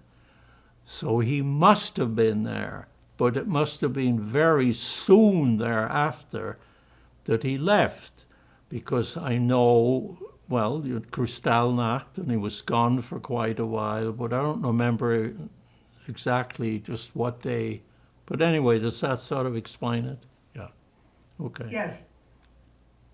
And I wanted to ask you also about saying goodbye to your brother. To Do my you brother, remember saying when he left for England? not at all. It, well, that's it. I don't remember it, but I have no doubt that I was there, but I don't remember that at all. Tell us about you, your story. When did you leave Germany and how did you travel? And how did I Travel. travel? Well, I left as soon as my mother got the papers, confirmation that I qualify. But physically, and I don't remember now, I try to remember this, but I just can't, so I don't want to make it up. My mother took me to the Frankfurt railway station because that's apparently the first place where they started assembling young kids that were designated to go on that particular Kindertransport. I mean, if there are 15,000 kids, they didn't all go on the same train or the same boat. So I'm now just describing that particular one. And she took me to the train station. My dad wasn't there. That I know for sure. What I'm not for sure, and I don't know that it makes a huge difference, was it because he was still in Dachau? Or was he, for what other reason, which could well have been that the two of them didn't want to travel to Frankfurt? I mean, I just don't remember. Nor do I remember, and I know that's one of the things that you may or will ask, is, how did I feel when I said goodbye to my mother?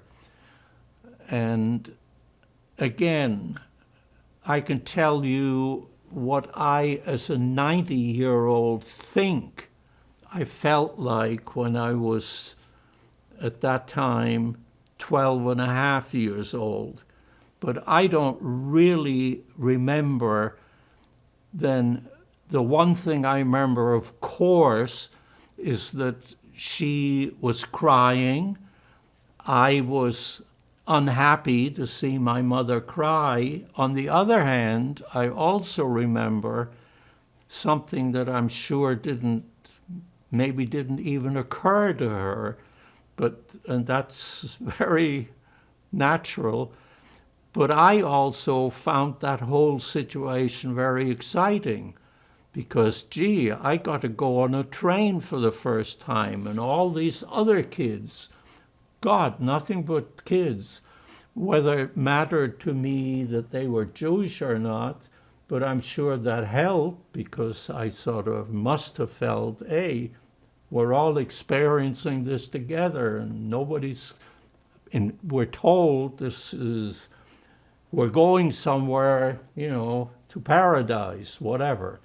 And so I can only project now that it must have been an incredibly difficult moment for my parents and all other parents in the same shoes to, at that point, say goodbye to their kids. And now the next statement I know for a fact, and they didn't know whether they would ever get out of Germany and conceivably see their kids again. And what parents who had gone through all of this feel like, I mean, I can facetiously say you got to ask them, not me. But I can guess what they felt like, which are two different things. So I'm done with that.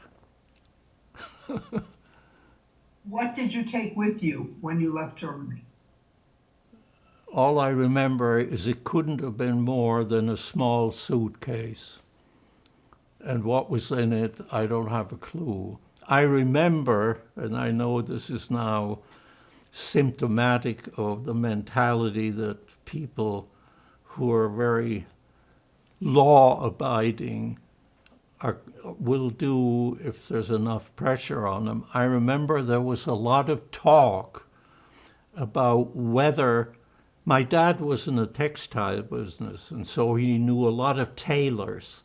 And apparently, and the next statement I'm making up because I'm not sure what the evidence for that was. But I know the conversation was that you can hide money in the kids' clothes. Now, I don't know whether my parents actually did or didn't do that, but I know, sort of as an interesting comment of what the mentality was among decent people, is, how do I... And the idea that if they were able to put 100-mark shine, 100-mark note and stitch it inside of your, on a tailor, or even my mother could have done that, that would, do anything significant wherever they're going, as hindsight seems sort of ridiculous. But that was part of the mentality of what parents were worrying about. What can we do?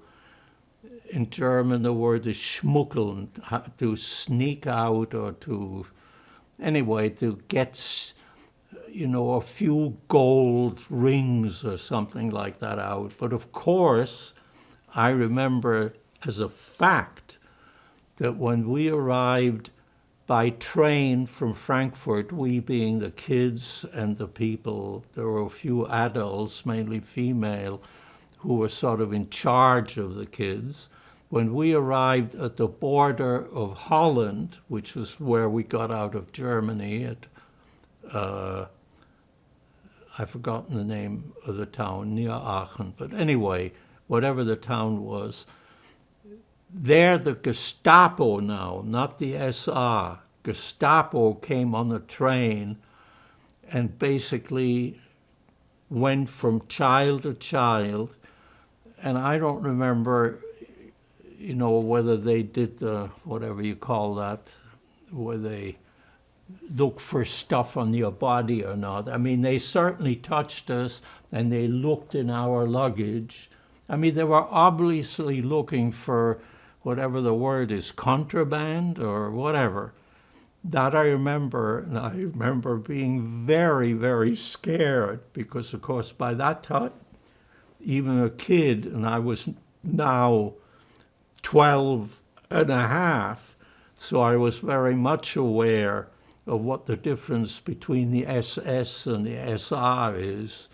I mean, the SS were clearly the people who ended up running the concentration camps, for example, not the SR, although that may not be correct either. But anyway, so we were very scared of the SS.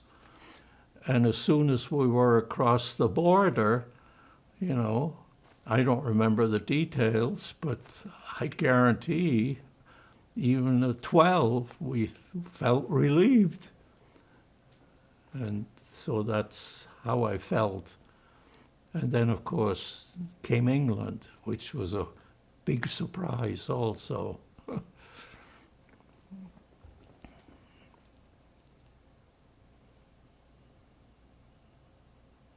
You went from the train. You must have boarded a ship somewhere. Hoek van Holland was the port that we went from. And the boat was a passenger boat, but it wasn't the SS America. It was a passenger boat, but it held a lot of kids. And I'm assuming they came from different parts of Germany. I mean, I came from Heidelberg, but there were kids coming from other places.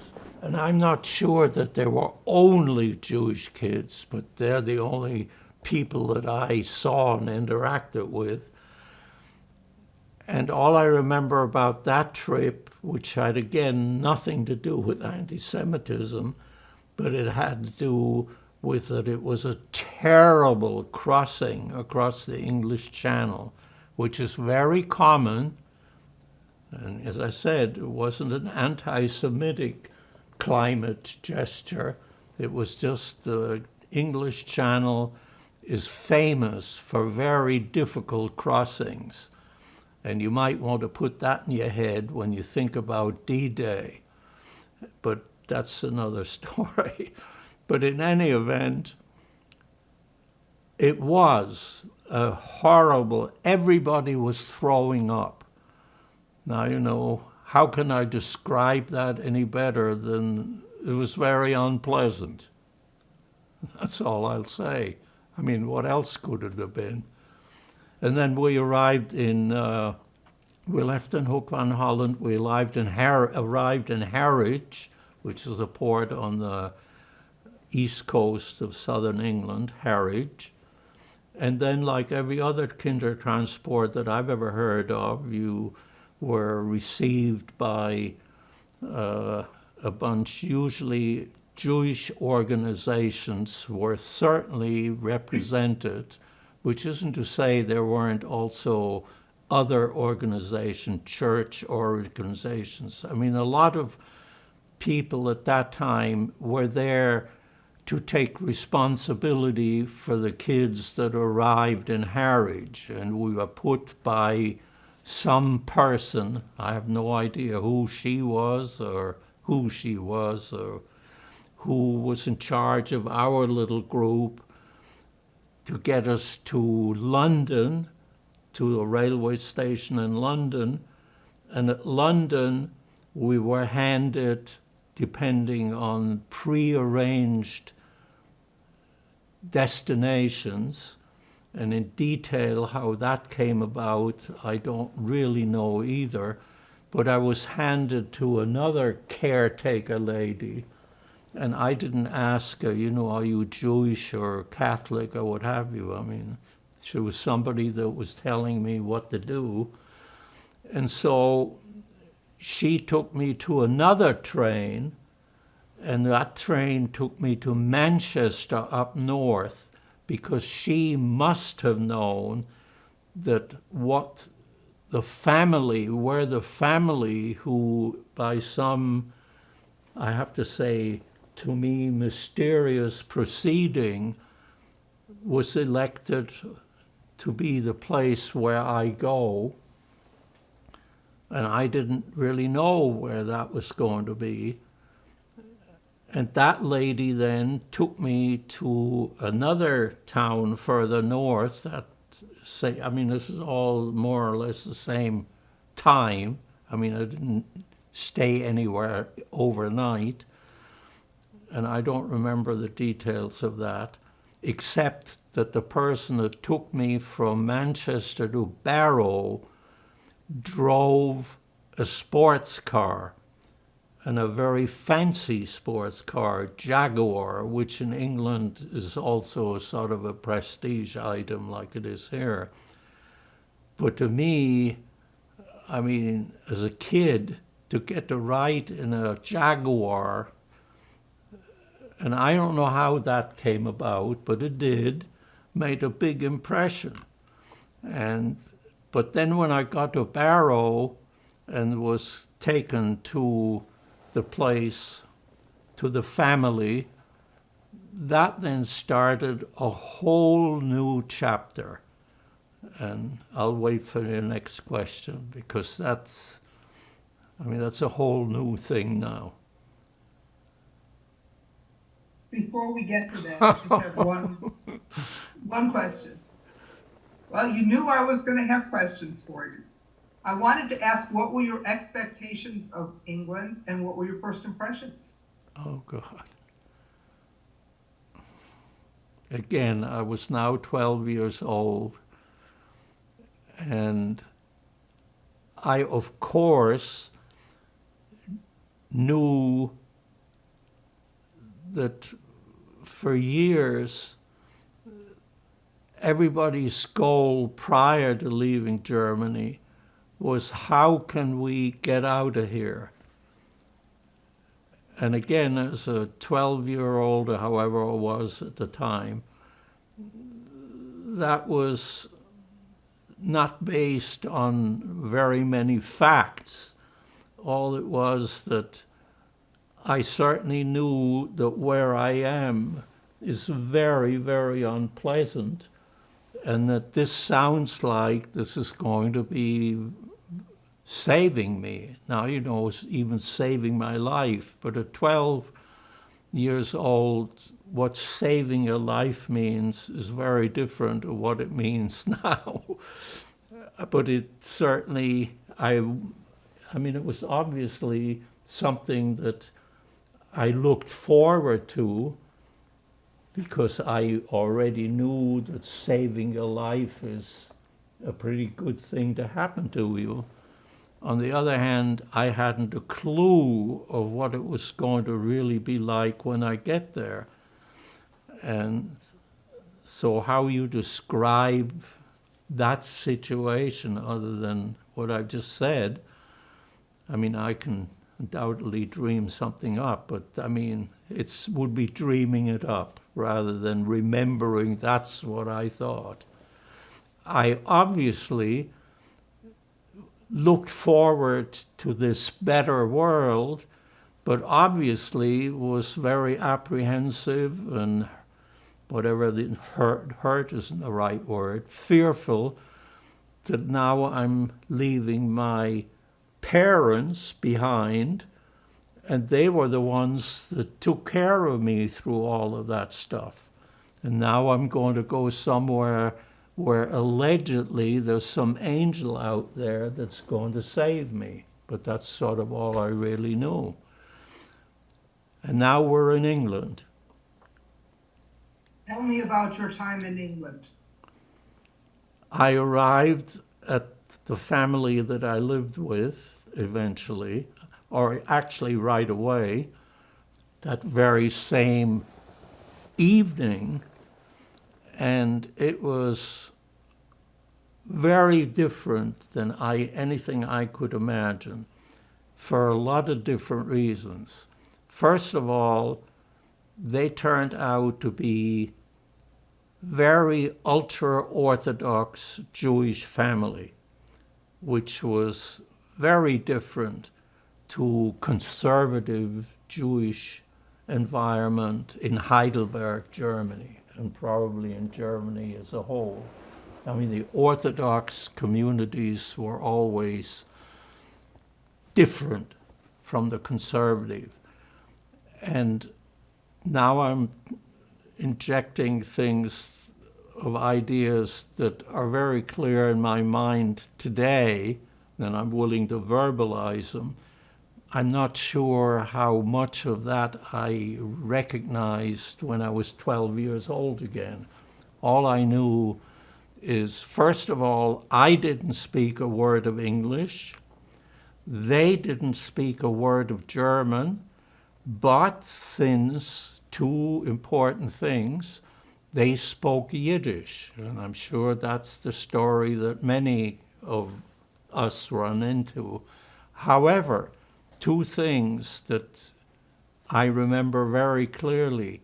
A, that I didn't understand Yiddish, because nobody in my environment ever, in the conservative, and remember, I didn't live in the synagogue. I lived in my home and had very little contact with other Jewish people in those days. And so I didn't really know anybody that spoke Yiddish, let alone that I can't even think of saying that I heard it before. I think I knew that there was such a thing, and I knew that it was talked by primarily the small Orthodox Jewish community that lived in Heidelberg. I knew that they spoke Yiddish, but I also knew, even then, and this I have to say, I knew then that I grew up in an environment where the Jewish community that I lived in treated these were all German Jewish, the conservative. Nobody spoke Yiddish. Nobody in that congregation that I know of were native Germans. All the people who were in the order, when I say all, there may have been an exception, but as far as I know, everybody associated that they're from Eastern Europe, Poland. And the bottom line, so that we can go get this over with today, the bottom line is that the German Jews were still the product of their upbringing, very disciplined, very German, and I would claim some of the superior race bit had rubbed off on German Jews vis-a-vis the Polacken, the Polacks, the rubble that comes from Eastern Europe. And the reason I say that, why that made such an impression, is because I remember that toward the end of my stay in Heidelberg, that we we more than a few times had Jews who had come, I don't know whether they come recently or whether they are Jews in the Orthodox community, but they were definitely people that were identified as Polacken, which is a derogatory way to refer to fellow human beings. I mean, that was the connotation of the word Polacken.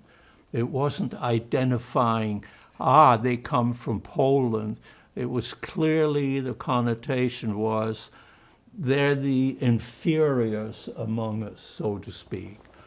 And the reason why that's made such an important mark in my head, guess who saved my life in England?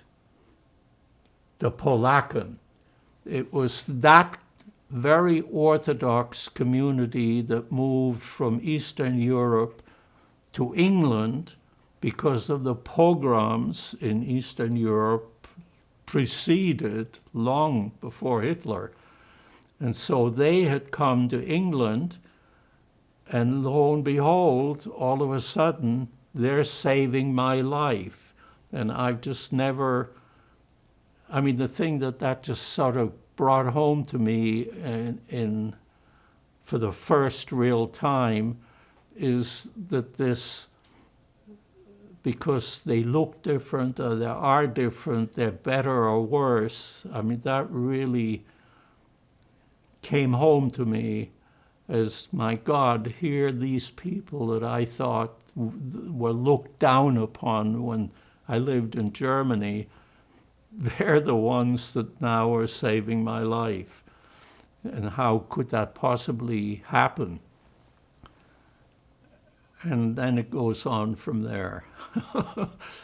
And of course, the physical environment that I entered into was, again, to a young kid. I remember going up these back stairs. I mean, this was now their home, and they lived above their store, and their living quarters were, to say primitive is not the right word, but they obviously weren't like the Wohnung that I grew up in, in Germany, which was very nice. This was an English low-income house above their store. And I remember going up there, the back stairs, which were very narrow, and you ended up in a little area which was their kitchen, and it wasn't much longer than from here to there. Well, maybe a little longer, but tiny. And they had, I think, I don't remember, was it a 2-burner or a 4-burner gas stove and then a cupboard. Anyway, it looked pretty primitive.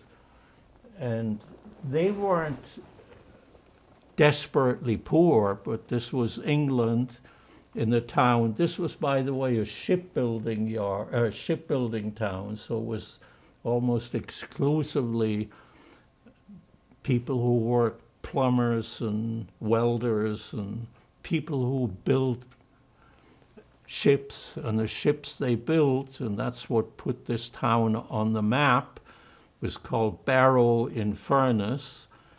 And that town had this very large shipyard, and just about everybody who lived there worked at the shipyard or had a store that fed and clothed the people who work at the shipyard. And they built submarines and aircraft carriers.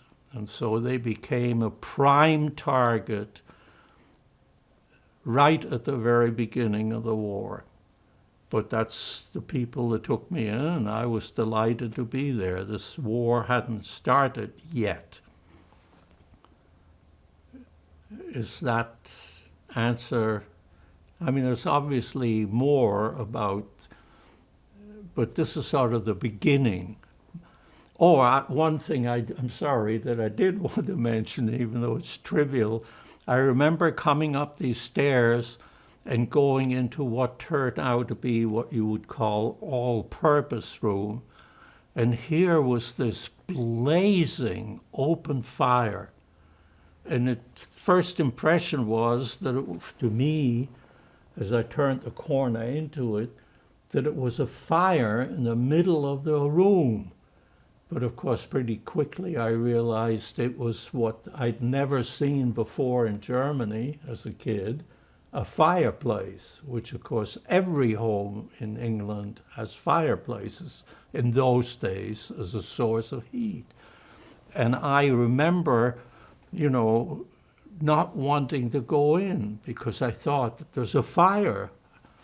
And I didn't know any Yiddish, but it was obvious they were trying to let me know it's okay. So that was another new, whatever you want to call it, strange first impression. You wanted first impressions. Are these people civilized? How can you have a burning fire in the middle of a living room? But it wasn't in the middle. But anyway. And then, of course, the communication problem was a problem for quite a while.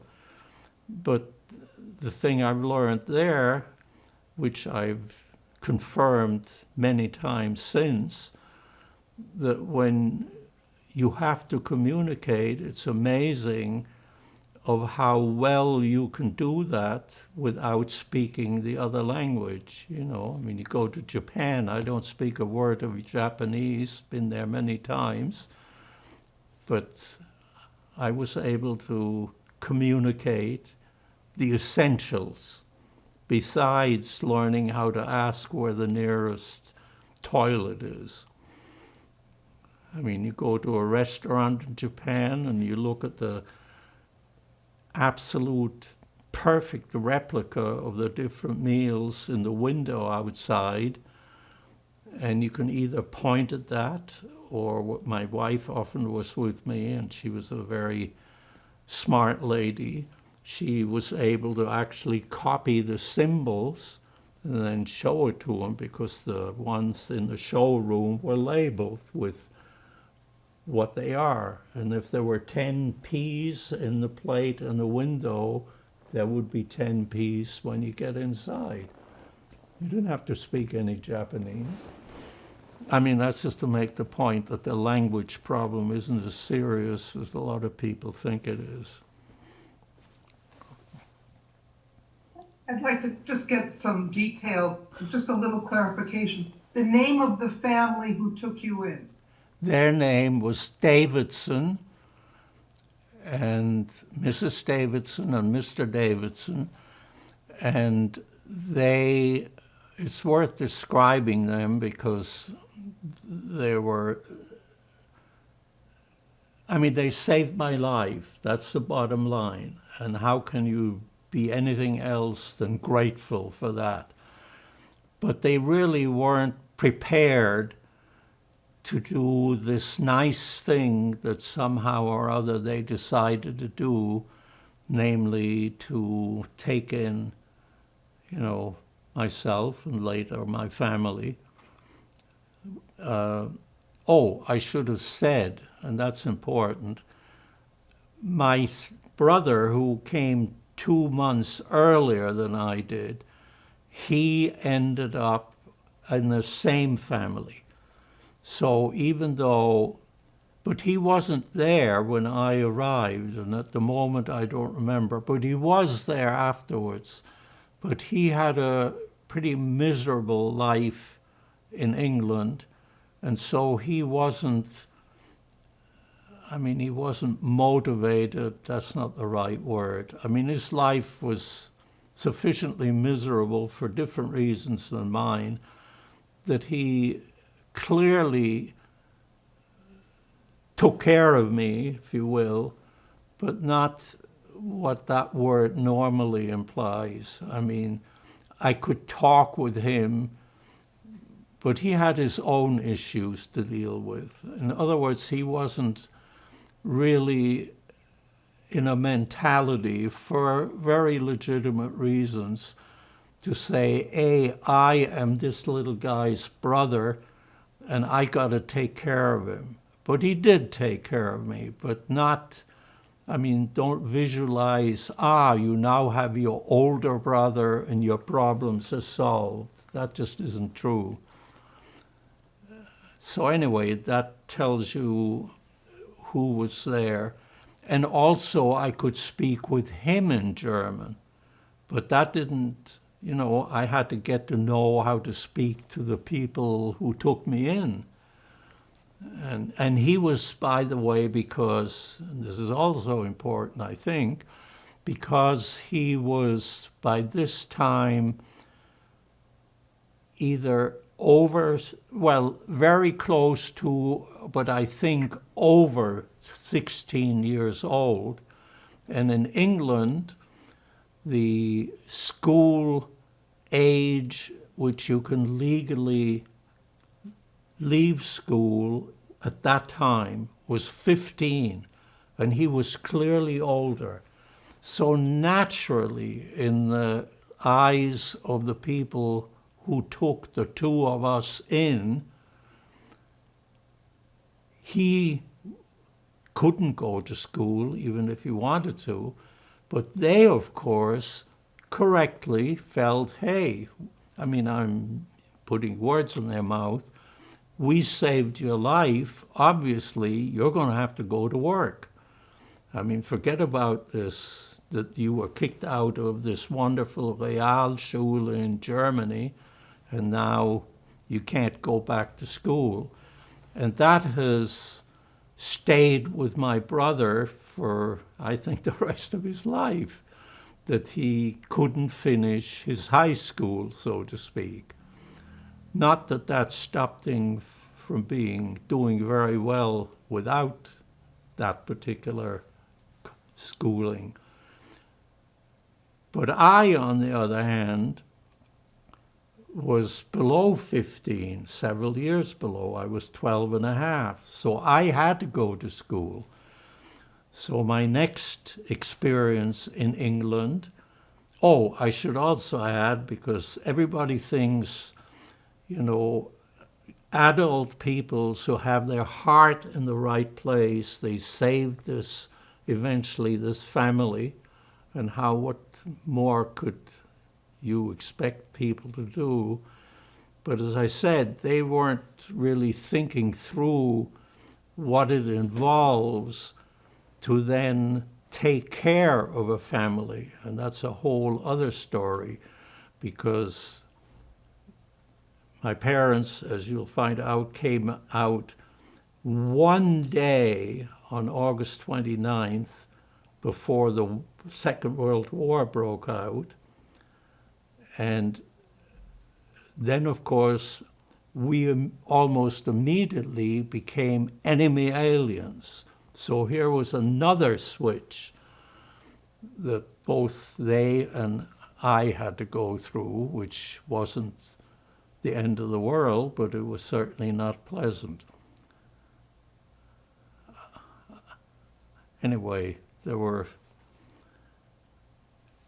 I guess I wanted to say that the people who you could only, get on your hands and knees and thank for making it possible for you to be able to leave Germany, which is exactly what this couple did. They were both in their 60s. They had grown children, not living there, they'd left.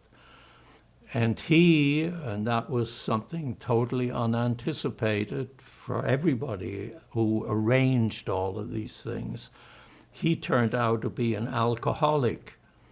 And so that, wasn't the ideal foster father, so to speak.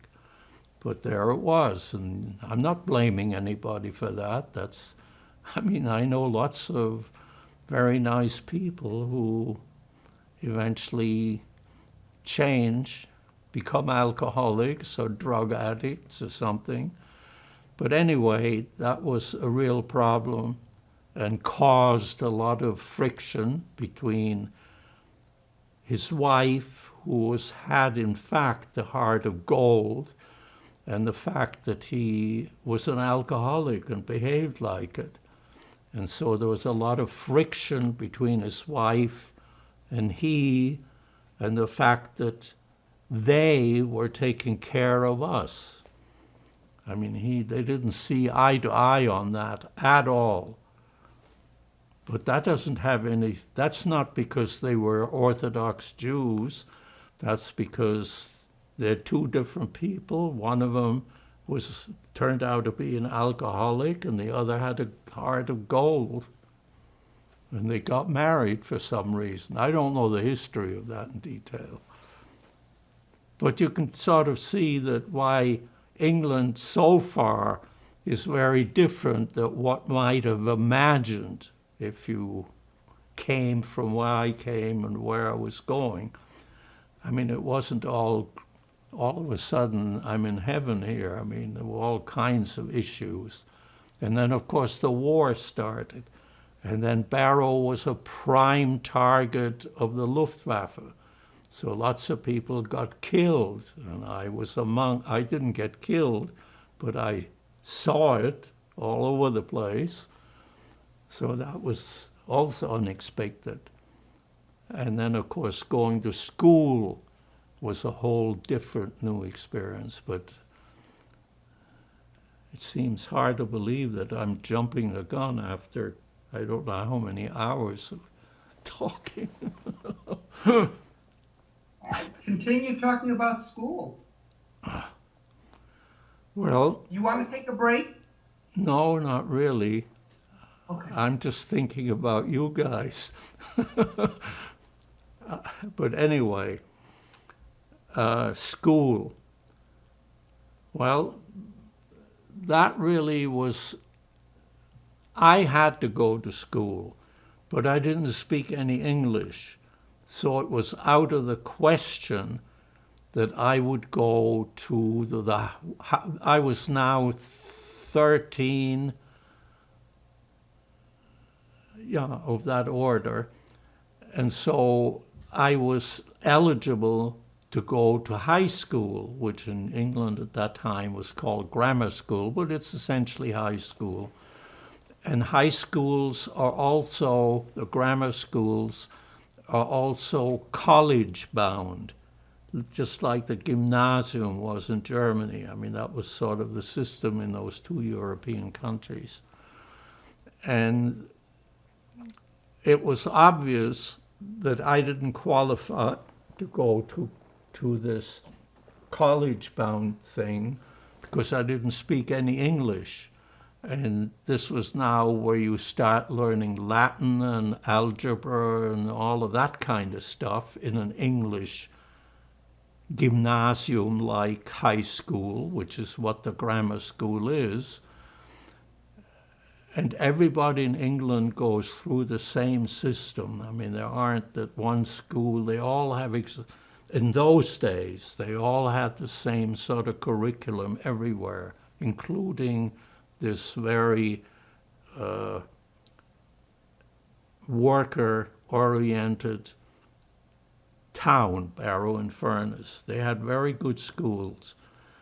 But I couldn't go to the grammar school because I couldn't speak English. I mean, by this time, I'm jumping ahead a little bit, my mother had arrived, and my mother spoke very little English. My father spoke none, and his mental state at that point wasn't, even if he spoke English, he wouldn't have been the person. But my mother, who was very much the personality that she was a problem solver, and she had no, I mean, that sounds silly, but she had no fear. She was willing to try and get her way if possible. I mean, that's just the kind of person she was. And she was, by this time, just to add a little more confusion, she was incredibly myopic and eventually actually was declared legally blind. So her eyesight had always been an issue. So here's somebody who can't see. I mean, she couldn't now see you sitting there, you know, on your, I mean, she could see a light in front of her. But she was basically very handicapped, hindsight-wise, but very strong-willed.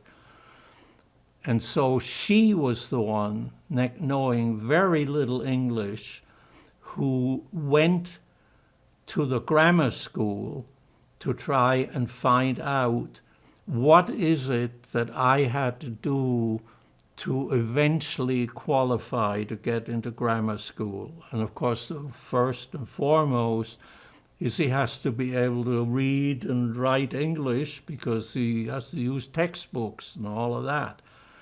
And that then decided that I couldn't go to grammar school, but I could go to an elementary school.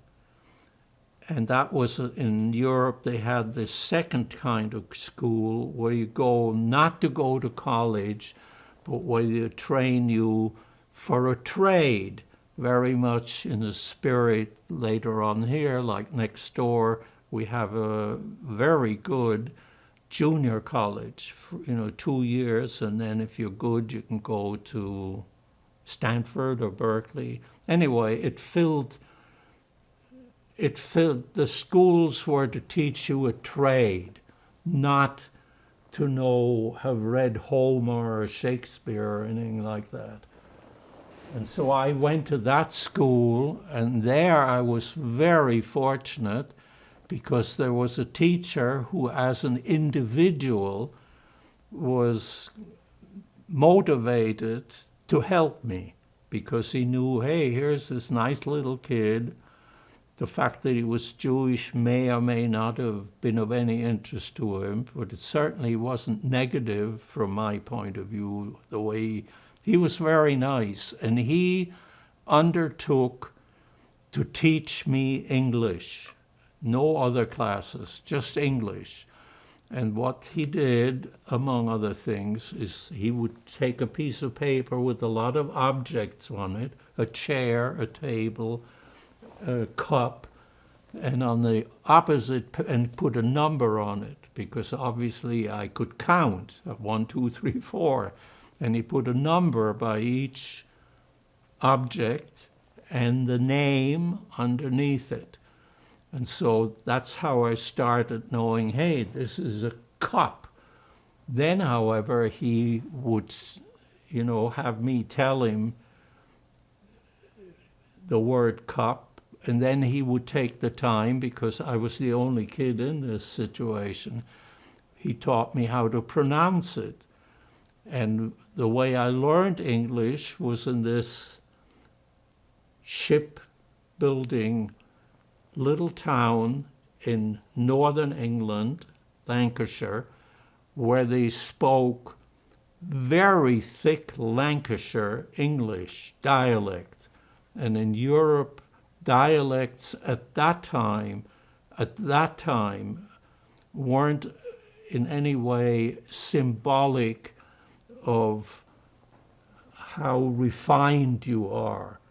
I mean, my mother had a very Swabian accent, yet she was very much one of the ladies, Jewish ladies in town. You know, before Hitler, they would go and sip coffee at the cafe kind of thing. So that wasn't a negative that you learned English, Lancashire English.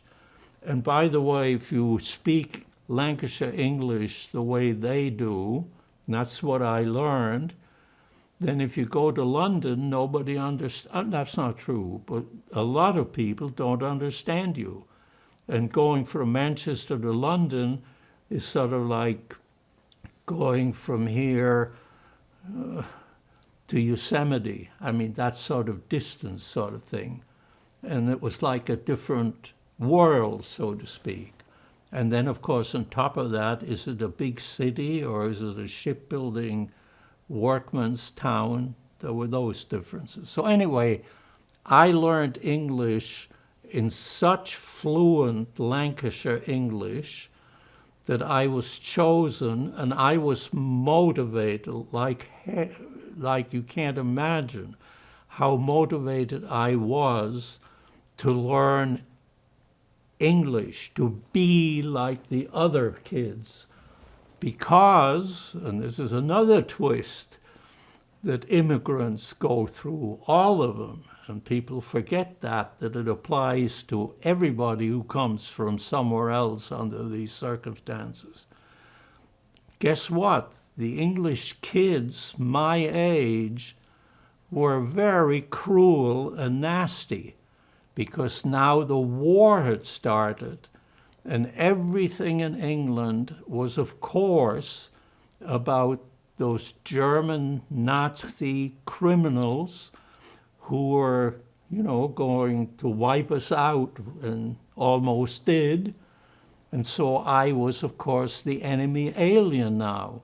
They didn't care about whether I go to synagogue, Orthodox or otherwise, or whether I go to the Catholic Church or whether I don't go to any church.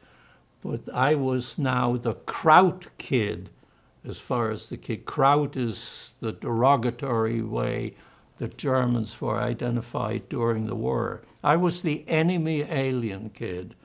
And of course, my dad, when he arrived, very soon after England saved his life, ended up in a German prisoner of war camp in England because he was an enemy alien now, even though he just came out of Dachau just very soon before that. But that's the way it was. So you can see there's no simple way to say what this was all about. And that's the baggage that those of us who were involved have to deal with for the rest of their lives, and some people do it much better than others. What's the next question? Or is it we're going home? Almost finished, but not quite yet. I haven't come to America yet, which is another right. whole chapter. I'd like you to share with us, you talked about bombing, the area was bombed. Yes. How did that impact you and the people that saved you? Nobody saved me. Well, they took you out of Germany. Oh, yes. Oh, yes. And there is another very unfortunate twist. I mean, my Jewish experience in England wasn't ideal. I've already told you that these very well-meaning people that I thought, and did save my life, that I would honor and revere them, But it turned out I didn't. And it was because the guy, was physically abusive, the alcoholic, to me and his wife. His kids were all gone, so they weren't there to control anything. And then there was this Yiddish, this incredible irony that these Polacken were the people that saved my life when I kind of grew up with thinking that they're inferior for whatever reason. But then it turned out that they were Orthodox Jews. And so I got bar mitzvah. And that wasn't something that I demanded, but nevertheless, for them, that was just an absolute given that I would be bar mitzvah. And my brother, by the way, so my parents were all for bar mitzvah sort of mentality. My brother got bar mitzvah just somewhat earlier in Germany, which wasn't even in Germany a very pleasant experience, because the cantor, who in the synagogue at Heidelberg was the person that trained the boys to become bar mitzvah. This girl's bat mitzvah was unheard of in those days, even in a conservative German, even though we had organs and, and all of that. Oh, but the women, by the way, in the conservative German things were upstairs on the balcony. In Barrow, where they had a very, very small Jewish congregation, maybe 40 families of that order, they were all Orthodox, and the so-called rabbi lived in his house, but upstairs was converted to the synagogue, with the menorah, with the Torah and all of that. But it was very primitive compared to the synagogue that we had in Heidelberg. And I actually have a picture of the synagogue in Heidelberg, which I was thinking I would put into this thing, into the record here, because that gives you an idea what a Jewish synagogue looked like in those Hitler days in Germany, before it was destroyed. Anyway, so in this Barrow congregation, I had to learn how to put tefillin on every morning once I was bar mitzvah. And the bar mitzvah itself was, again, not a very encouraging kind of a situation, because, of course, the Orthodox Jewish little community felt determined that I had to do the whole thing. Not just say one barocha, one blessing, but I had to learn how to read my section in the Torah on that day without the vowels, which I had no idea when I got there. Then I had to learn the chants that go, and then I had to read the Haftorah. And I learned to do that.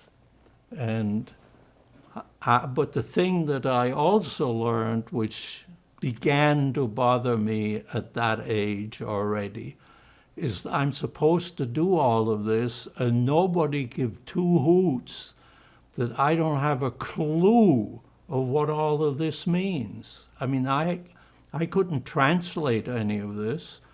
So here I had learned how to read Hebrew in Germany, because remember we had this Religionsklasse, and we had that until I left, because whereas I was kicked out of school, the cantor in Heidelberg continued the Hebrew classes for the Jewish kids, and that was held in what was called a school, which was in an apartment, as it turns out, 4 houses down the road by coincidence in the street that I lived on.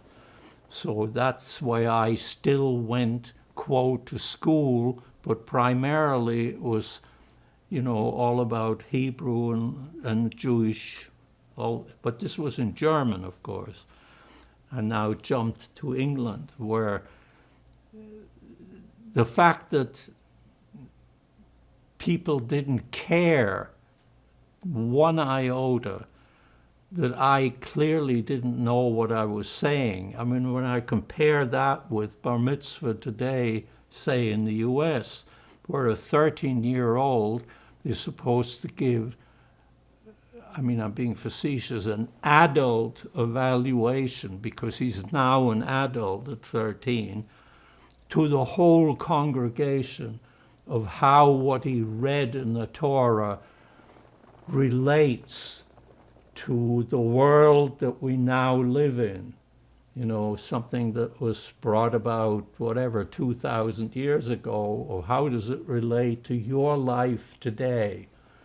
I mean, compare that with this, me having to babble all this stuff and learning the tune and not having a clue, and nobody who thought they could do anything about it, because I didn't speak English all that well yet, and I certainly didn't know most of the Hebrew, what it was in English. So, and they couldn't explain it to me in German, and certainly not in Yiddish. So, I mean, that's another thing that you wouldn't necessarily anticipate, but sort of leaves a mark that you have to deal with later on. Because it's not that unique. It happens to millions of people called immigrants, which is the United States. I haven't personally known very many Native Americans since I've come here. So, the majority clearly has come from somewhere else. But that's not news. Go ahead. We were talking about the bombing in your community. Did it touch you? Yes. In any way? Yes, in 2 ways. My very life-saving family during the worst part of the Blitz rented a room for the 2 of them outside of the town of Barrow that they went to most nights to get away from the Blitz, and left me alone in their place above their shop. And I, of course, was old enough to know that I'm not going to stay in the top floor, of anything, because, of course, by then in England, everybody knows you have to go to a shelter at night.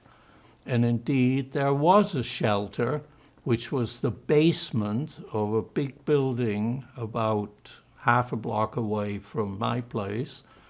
And that's where I went, and I was in the cellar with a lot of other people, most of them clearly non-Jewish, which, however, didn't make any difference. They were other people. And that's where I spent my time. And the worst experience that I had in terms of the bombing is that a house right next to the house I was in the cellar, was totally destroyed with a direct hit. And there I got my first, what I would call very lasting impression of what I learned to be very typical of England and English mentality and personality, is an elderly woman, after that house next door was totally destroyed, somehow got out of there. Everybody else in that place, her family and whoever else was there, got killed. And she stumbled into our air raid shelter, which was now filled with, all kinds of dust and dirt and just mess. We all were, because we were right next door. And in Europe, the houses there are no gardens in between like you used to here. And so we were all in a mess. And of course, just the experience of this happening next door is something you don't forget. But what I want to bring out, this lady that came in was described to me England better than any single thing that I can think of. She comes in very calm, even though her family was just killed, and she was, of course, covered from top to toe with dirt and stuff. She wasn't wounded, and how that happened, I don't know.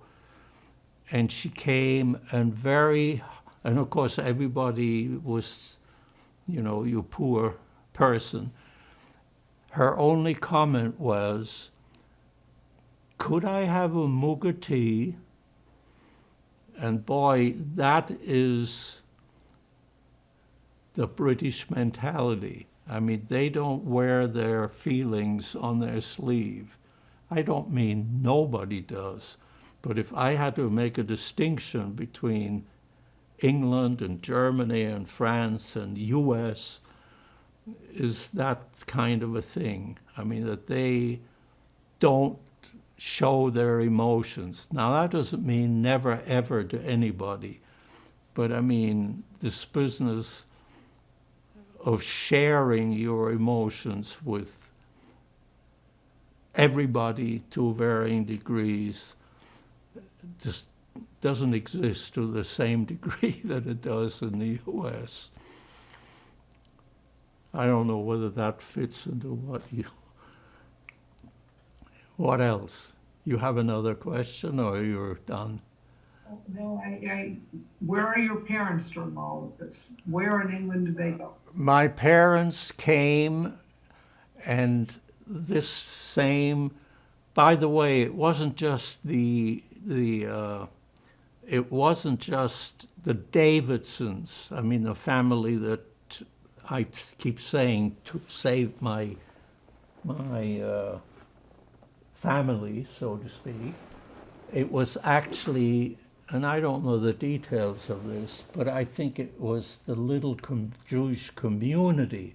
So I think others were undoubtedly helping, because my parents they left Germany with 10 marks between them, that's $3, and that was it. So, I mean, they couldn't go and buy a loaf of bread once they arrived there. They had nothing. And so it was really the little community, I think, and I don't know the details of this, that sort of chipped in, but it was the Davidsons that were sort of the ones that were most responsible for all the different decisions. And the Davidsons, but undoubtedly with backing from the little community, rented a little row house. Row house is very common in industrial parts of Europe and England in particular at that time. And these are very narrow little houses, one exactly the same, but not separated from each other. It's just a row of these dwellings. And they usually have one fireplace downstairs, which is the only source of heat at that time. And then they had they usually have a living room with a fireplace in it, where you did most of your cooking, and a little kitchen. And the kitchen in the little row house we moved into had a 2 gas burner stove for cooking. But most of your cooking was done in metal cabinets on the side of the fireplace. But the fireplace served not only to heat the food, but also to heat the house. And there was no heating anywhere else except in the living room. I mean, the heat had to sort of And so it was cold and damp everywhere else. Anyway, that's off track. Anyway, Yeah. this family that I lived with, oh, where did my parents live? They lived there, but we lived, not only I and my mother and father eventually, and my brother, but he then left soon, almost within a month he left after, because he, for convoluted reasons, was able to go on to America, whereas the rest of us couldn't. And that had to do with this affidavit stuff. But in any event, we lived together with another family who, guess what, who were now sharing everything with us. And guess where they were from? They were Jews who also came from, I think, Lithuania because of the terrible situation, or maybe it was Poland, I don't remember. So, I mean, this whole mix of, all of a sudden I'm putting tefillin up every day and babbling all the prayers that go with it. And we're living now in a totally different Jewish environment than I grew up in. And it was certainly different than Nazi Germany.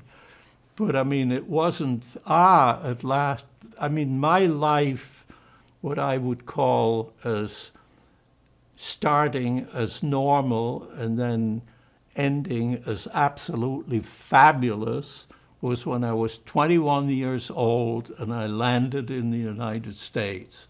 Then I don't have anything to say except, my God, I mean, this is paradise, which doesn't mean that I can't find anything wrong with it. But by comparison, that was it. So anyway, my parents lived in that house, and the persons, which may sound prejudicial now, they were also, the couple were also very religious. So he, every morning, would put his tallis on, do the tefillin thing, whereas my dad did not do that. He was in Germany. I think only the very Orthodox went to that particular habit, if you want to call it that. But they had a whole different attitude toward life, this other couple. They were nice enough people, but just to give you an example, the guy had bunions on his leg, which apparently bothered the heck out of him. So it was a real, miserable situation for him. And he had to somehow bathe it, his foot, which, seems a very reasonable thing to do.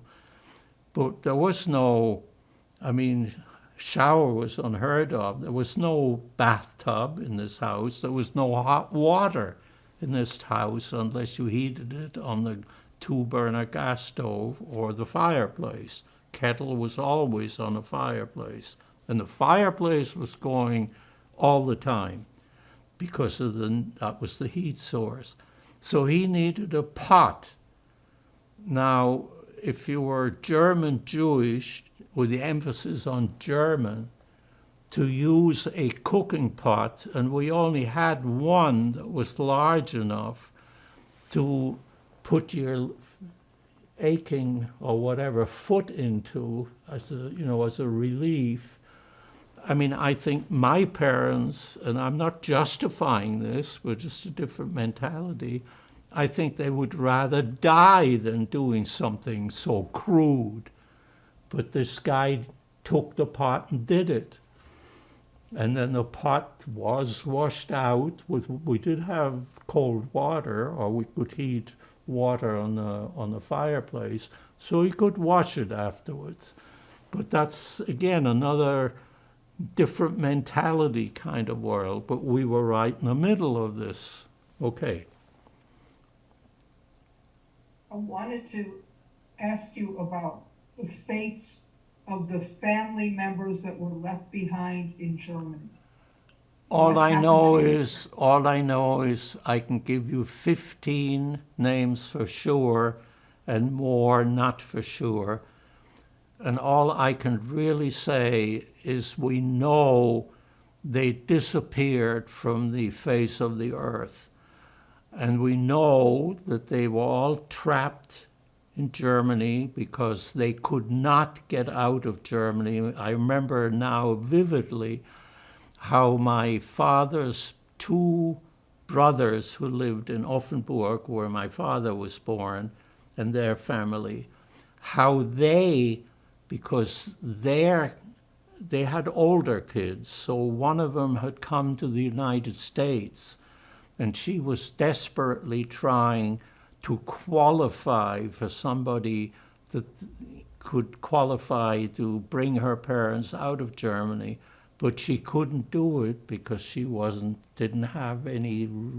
You had to have show the American government that you could have a lot of resources so you can take care of the people that we're letting into the country, and she didn't qualify for that, and so. However, they did have this, they had a number to come to the United States, just like my parents did from years before. But their number also didn't come up right there and then. So the United States, forget it. You have to wait for your number and then we'll see whether you qualify. And so they also had the same option to leave Germany with nothing, one suitcase and St. Mark, and get out of Germany. Germany put nothing in your way. In fact, they wanted at that point to get rid of Jews from Germany. And if they volunteered to go, this was before the final Solution decision was implemented. It was made long before, but it wasn't implemented until, I guess, 1940, I think, was the final Berlin decision. Anyway, I was telling you that my parents, that we lived in this house with this other Jewish Orthodox family. And then the war started, and immediately within, I don't remember, a few weeks, all German adults who lived on the coast of Great Britain, and Barrow-in-Furness was very much on the coast, looking at Ireland, and the men were interned, imprisoned in the German, in the Isle of Man, which is a very well-known island in the middle of the Irish Sea. That's where my dad went. And my mother, and that's the point, my mother had to leave this little house that we lived together with this other Jewish family. And so did the other Jewish family, the other Jewish family didn't have to leave because they weren't German. They were Lithuanian or whatever, and they didn't count as enemy aliens. But anybody of German nationality, the fact that my dad was Jewish and my mother, of course, also didn't seem to have anything to do with it. Germans and we didn't have a German passport anymore. We were stateless. But as far as the British, at that time, who had a very good reason for being very afraid and very angry with what Germany was doing at that point, to say, well, why didn't they treat you like nice people would? But, the Germans, as we saw afterwards, they were the ones that started the Blitz in England and killed people left and right. So to expect the population to say, but these two, they're not really German, I mean, you and I may, under normal circumstances, make that distinction, but in general, that didn't buy you anything. The English at that time, for very good reason, were fighting for their lives against Germany, and the fact that we shouldn't treat all the Germans the same. Anyway, it just didn't work out that way. And so my dad was gone, and my mother had to leave Heidelberg, not Heidelberg, Barrow in Furness. And that's when I then, very shortly after they arrived, I then had to, obviously moved in with the Davidsons in their house, because I was now, 13 years by myself. So they weren't going to leave me in that house. And I've already talked about what that was like. So that's, I think you asked me what happened to my parents. Then my mother went to Manchester, where she got a room, and the details of that are not really worth spending time on. But again, it was pretty primitive. And my dad was in the prisoner of war camp in the Isle of Man. And my brother, because he had this different affidavits kind of immigration kind of papers, he was able to apply to come to the United States because he had a lower number than we did. And fortunately enough, his number was low enough that he qualified to go to America and be let in. And so he did. And my uncle and people that we didn't even know who were distantly related helped to make that happen. I mean, to do all the financial backup that you had to show that you will take care. Anyway, my brother got out.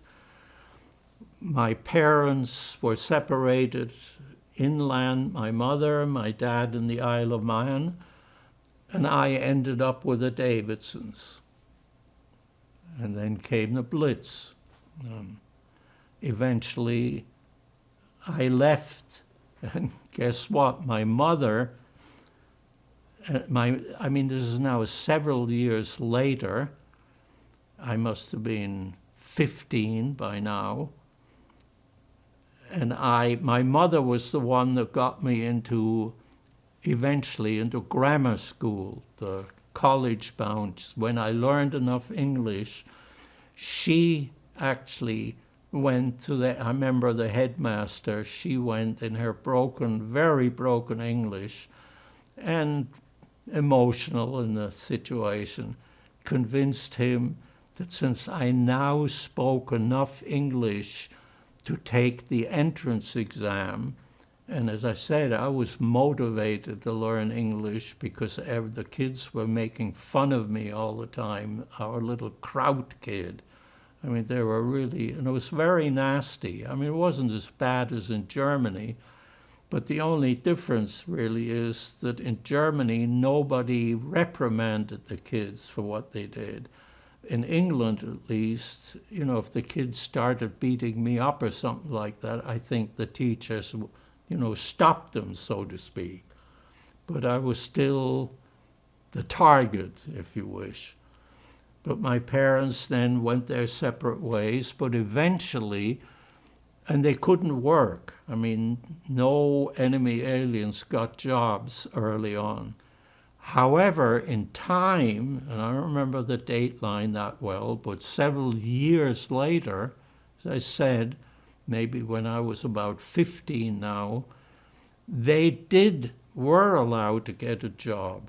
And they got a job as a janitor, which of course my father was never anything like a janitor, and my mother as a dishwasher.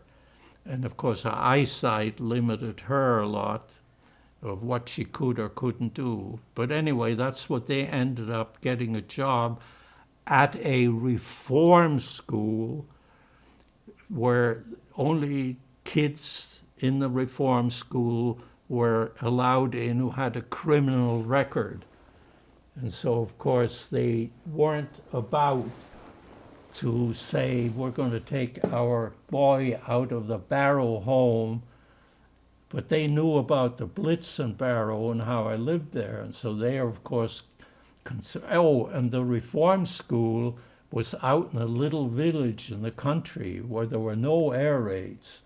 So my parents' motivation is, how can we get me out of Barrow, the prime target for the Luftwaffe, or one of the prime targets, and where can we go? He can't come, we can't take care of him yet.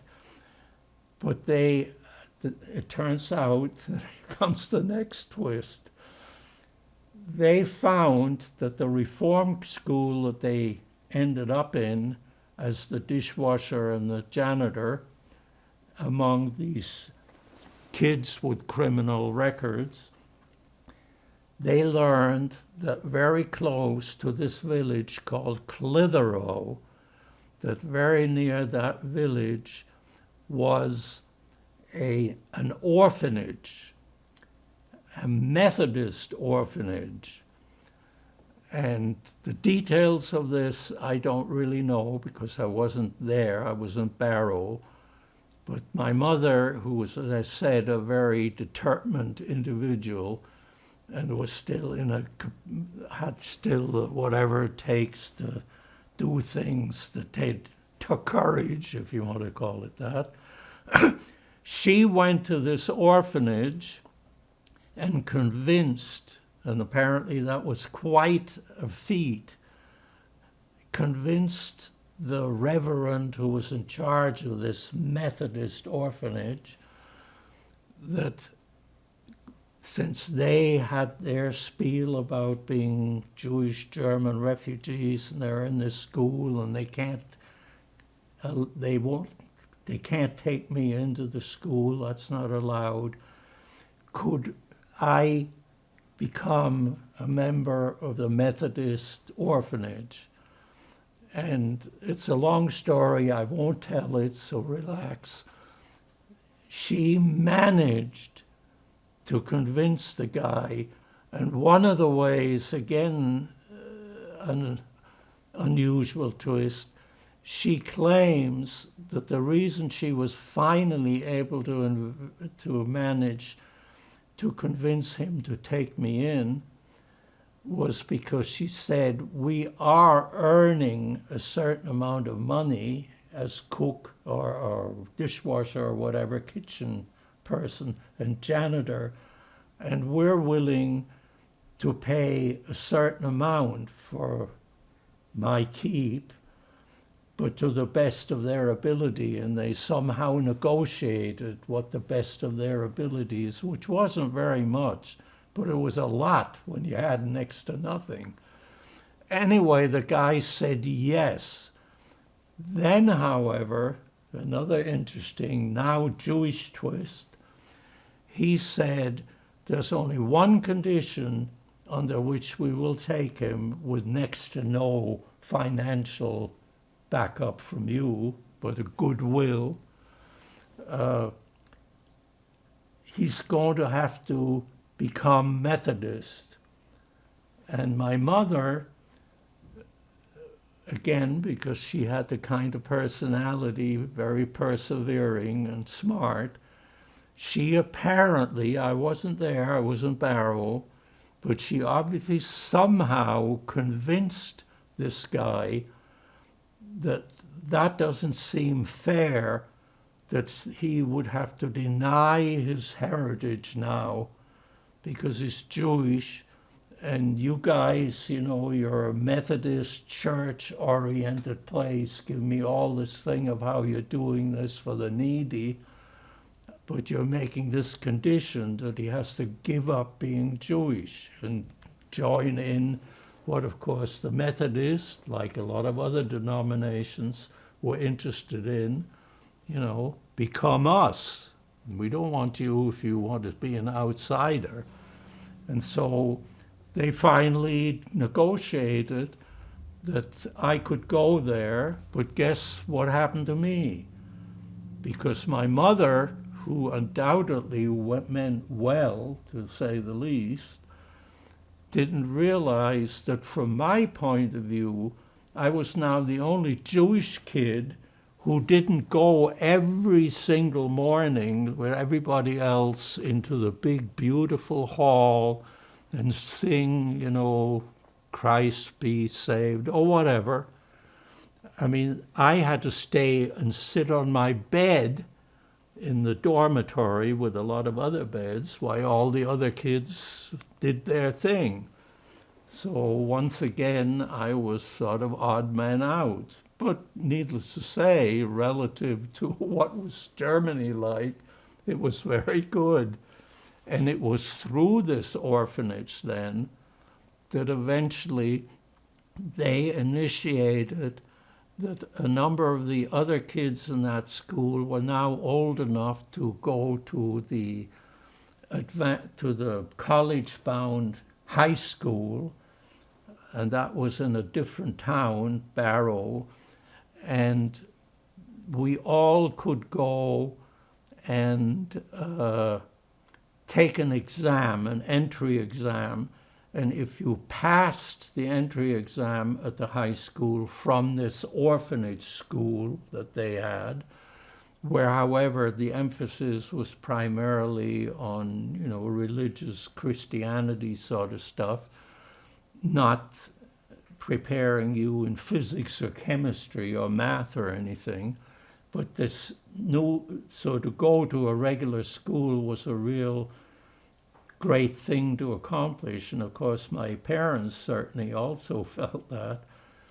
And so one other kid and I were the only kids that qualified that exam. And I guess I was more motivated than most of the other kids. It's the only way I can explain it. I'm not sure I was any brighter, but I was more motivated to do what you had to do to get where you want to go. And like most immigrants, by the way, most people don't realize that most immigrants are very much more motivated to succeed than the average person, because they've left a lot of stuff behind and they want to make up for it. So anyway, I then ended up in this very fine school, but guess what?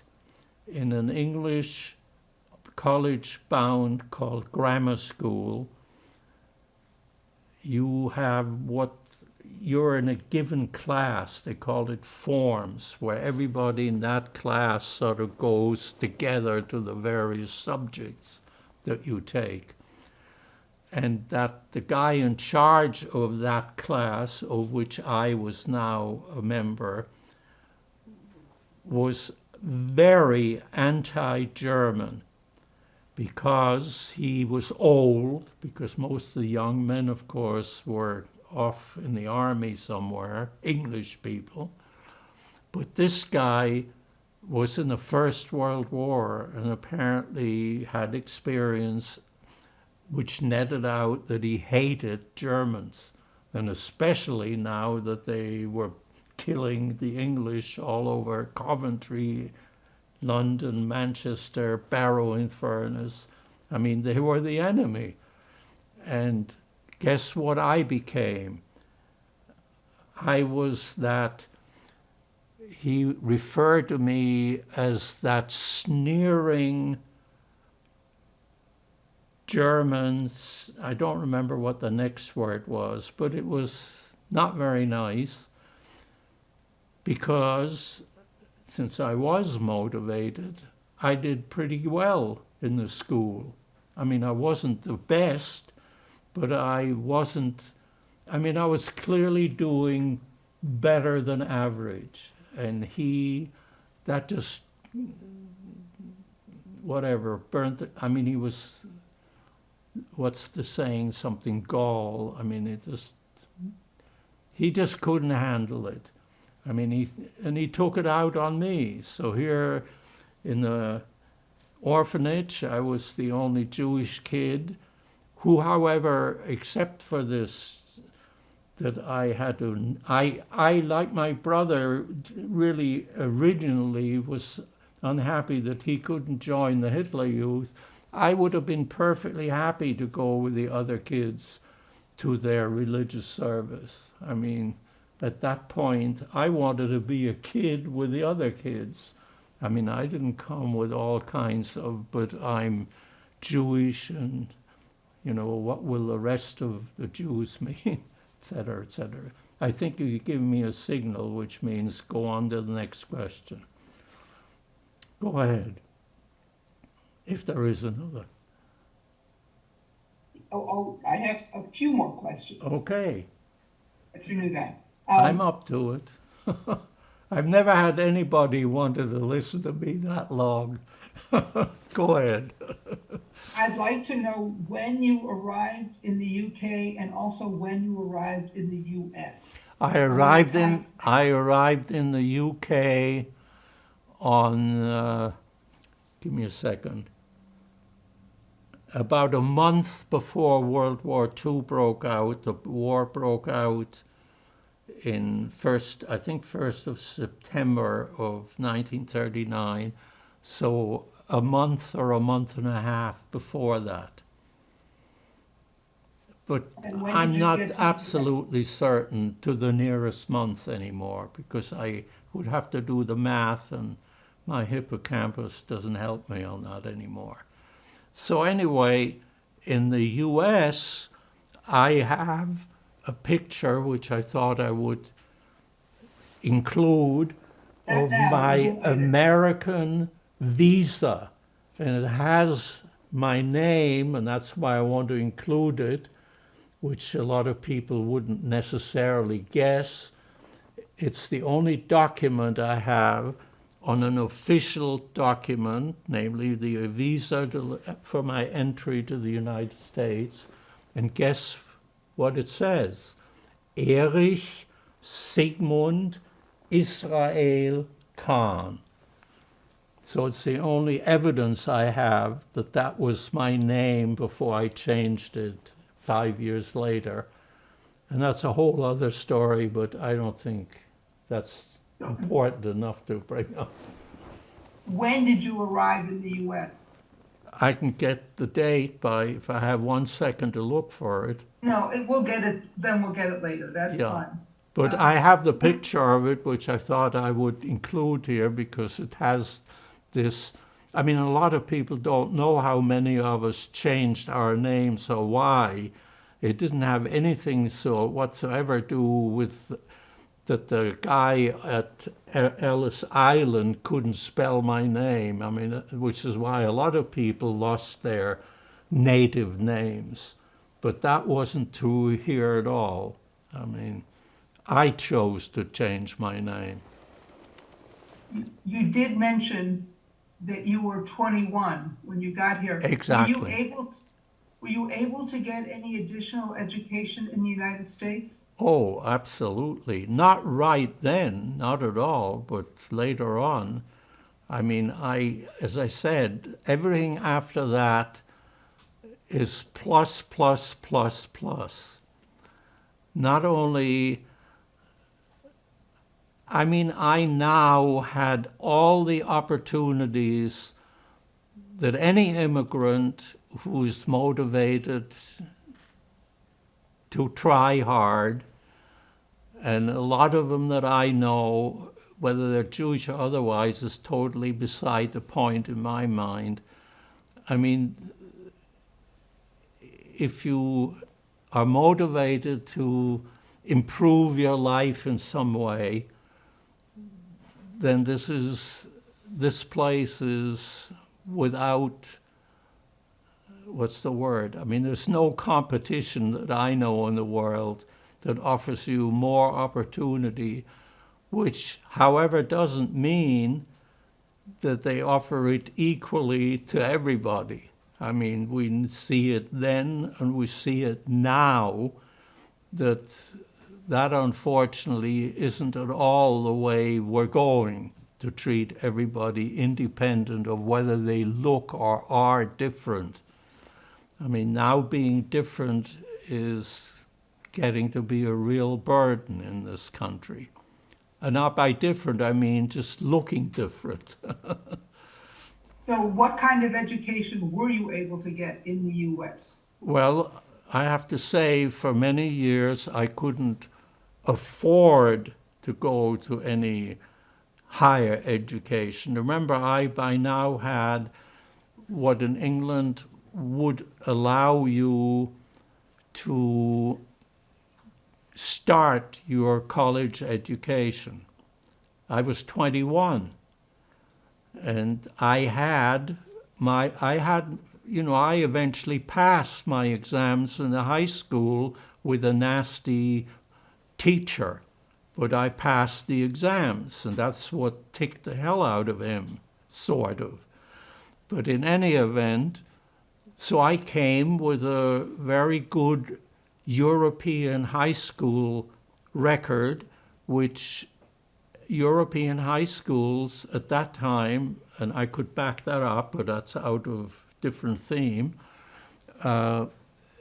were very good in those days relative to almost anywhere else in the world. I mean, you had a very good education in Britain and France and so on at that point. And I mean, college-bound sort of education. You learned the things that were required to get into college. And that wasn't welding or many other very, very respectable skills, but they're different skills. So anyway, where were we going? My education. Your education in the United States.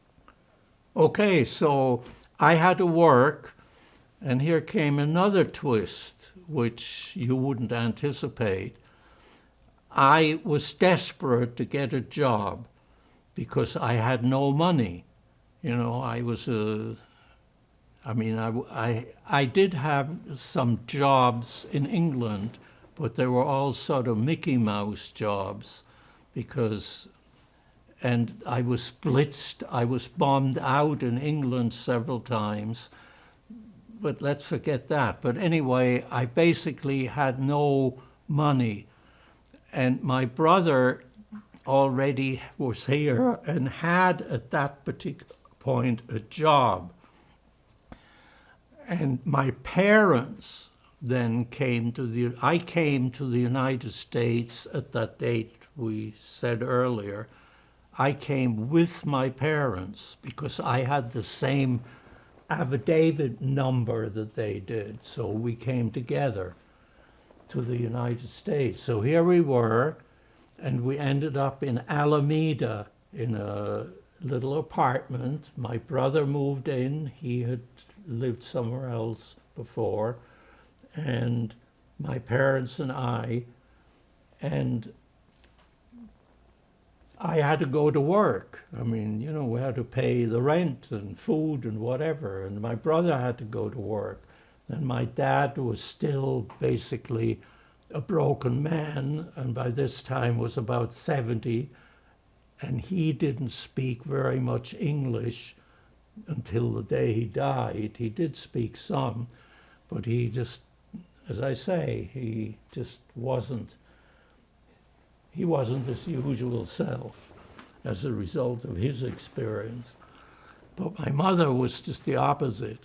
So anyway, we had to work, and I got a job in a fertilizer company, and I got it through a newspaper ad, and I interviewed, and lo and behold, my first American experience was that it was the place where it was located was in a very, I hate to use the word dirty, but a crummy part of town, poverty-stricken part of town, where you could put a a chemical plant that in those days spewed all kinds of toxic stuff into the air.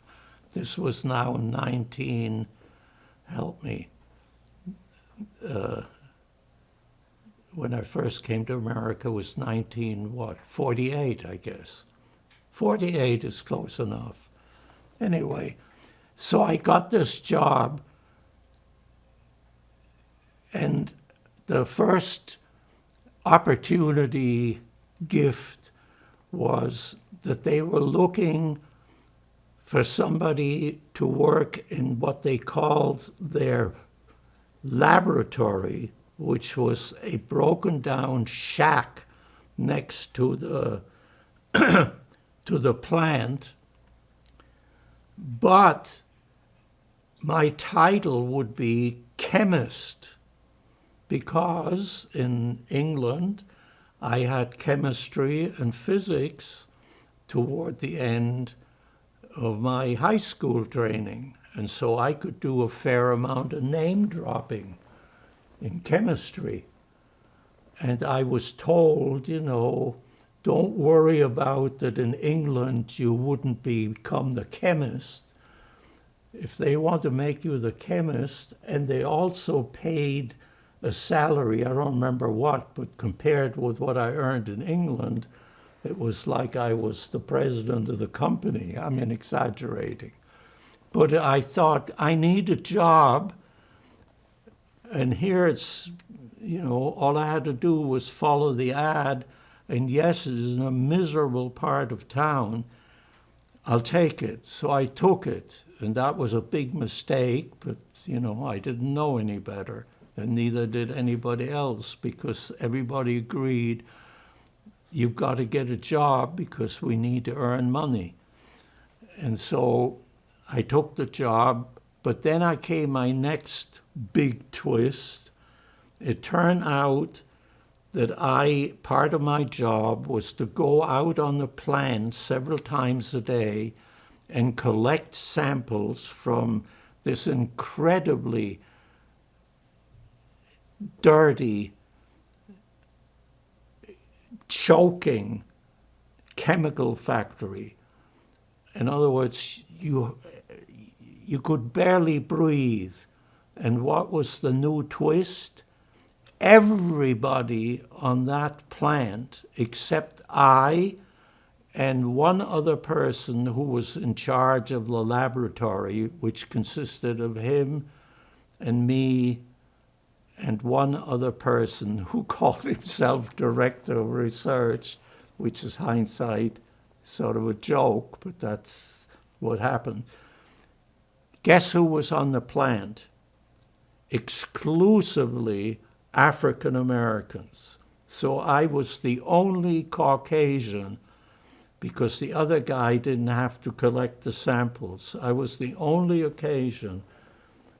And I know that can't possibly entirely true, but on a daily basis, the only people I met were these very hard-working African Americans who lived in the neighborhood, and the neighborhood was obviously very low poverty kind of a neighborhood.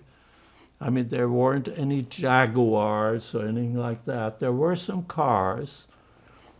Okay, so anyway, my introduction to being now surrounded by all of these African Americans, and I managed over a period of time, I was there for many years, unfortunately, but that's another aspect.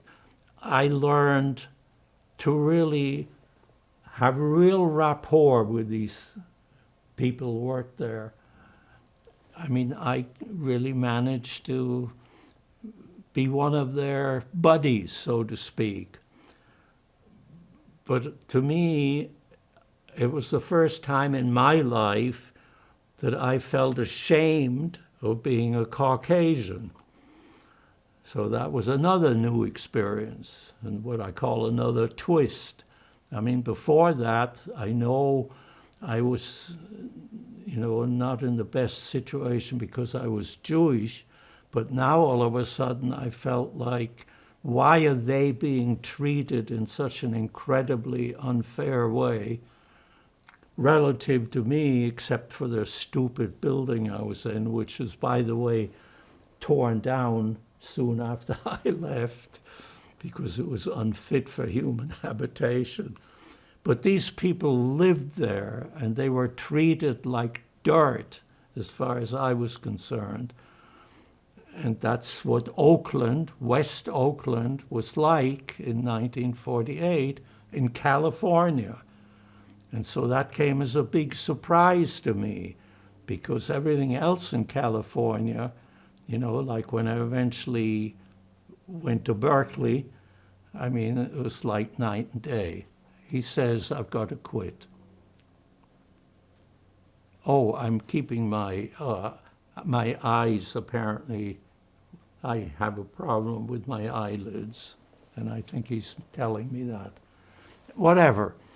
So does that answer what your question was? No, I had asked you about getting more education, and you mentioned Berkeley, but you just mentioned it. Oh, okay. So eventually I started, while at work, I was able to talk the management who were responsible for this horror story out on the plant. I managed to talk them into giving me what was then pretty new in the US, but I learned it from somebody, I don't remember who, that you can have split time jobs. In other words, you can do what you had to do for your work, but you can also go to school, which was almost during the day.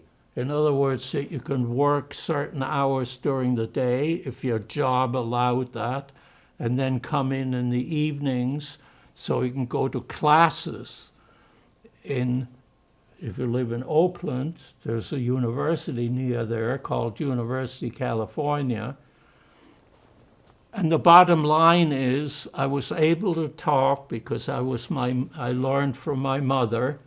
I was able to talk the University of California to let me go during the day because my school record was, in their mind, from England, was when they saw, and I had very good notebooks, so they saw the stuff I had already learned. Believe it or not, I got into Berkeley as I skipped the first year of, I had to take subject A, and that kind of stuff, English. But the point is, and then I had a really tough time at Berkeley because it was really a mistake for me to quit the first year at Berkeley. But I did. But I graduated from the University of California with a bachelor's degree in chemistry. And University of California has a very good science reputation. So I had a very good education by Nobel laureates as a freshman and not a freshman, but anyway. So I had a very good Berkeley education, but I worked for quite a few years before I was able to help do my bit in my family, and that then eventually realized, there is a way of getting a college education and keeping your job. And then the next step, which I'm forcing you to get into, is then I met my wife. And she was not a Native American, she was American. She was born in Los Angeles. And I'll only say, and this is not totally objective, she was the most wonderful and exceptional person that I've ever met in my life. And she then was incredibly, and she was herself by now, she was same age as I, but she didn't I mean, she went through the standard, school. There was no job sort of need in between because she came from a very academia-oriented family. Anyway, and she was a very good student. She was the baccalaureate in a high school in Los Angeles. She was a what is it, cum laude, something cum laude, in chemistry at Berkeley. She then got her graduate degree in Michigan. She then came back as way, way ahead of me and got a fabulous job with a research group on the campus in Berkeley,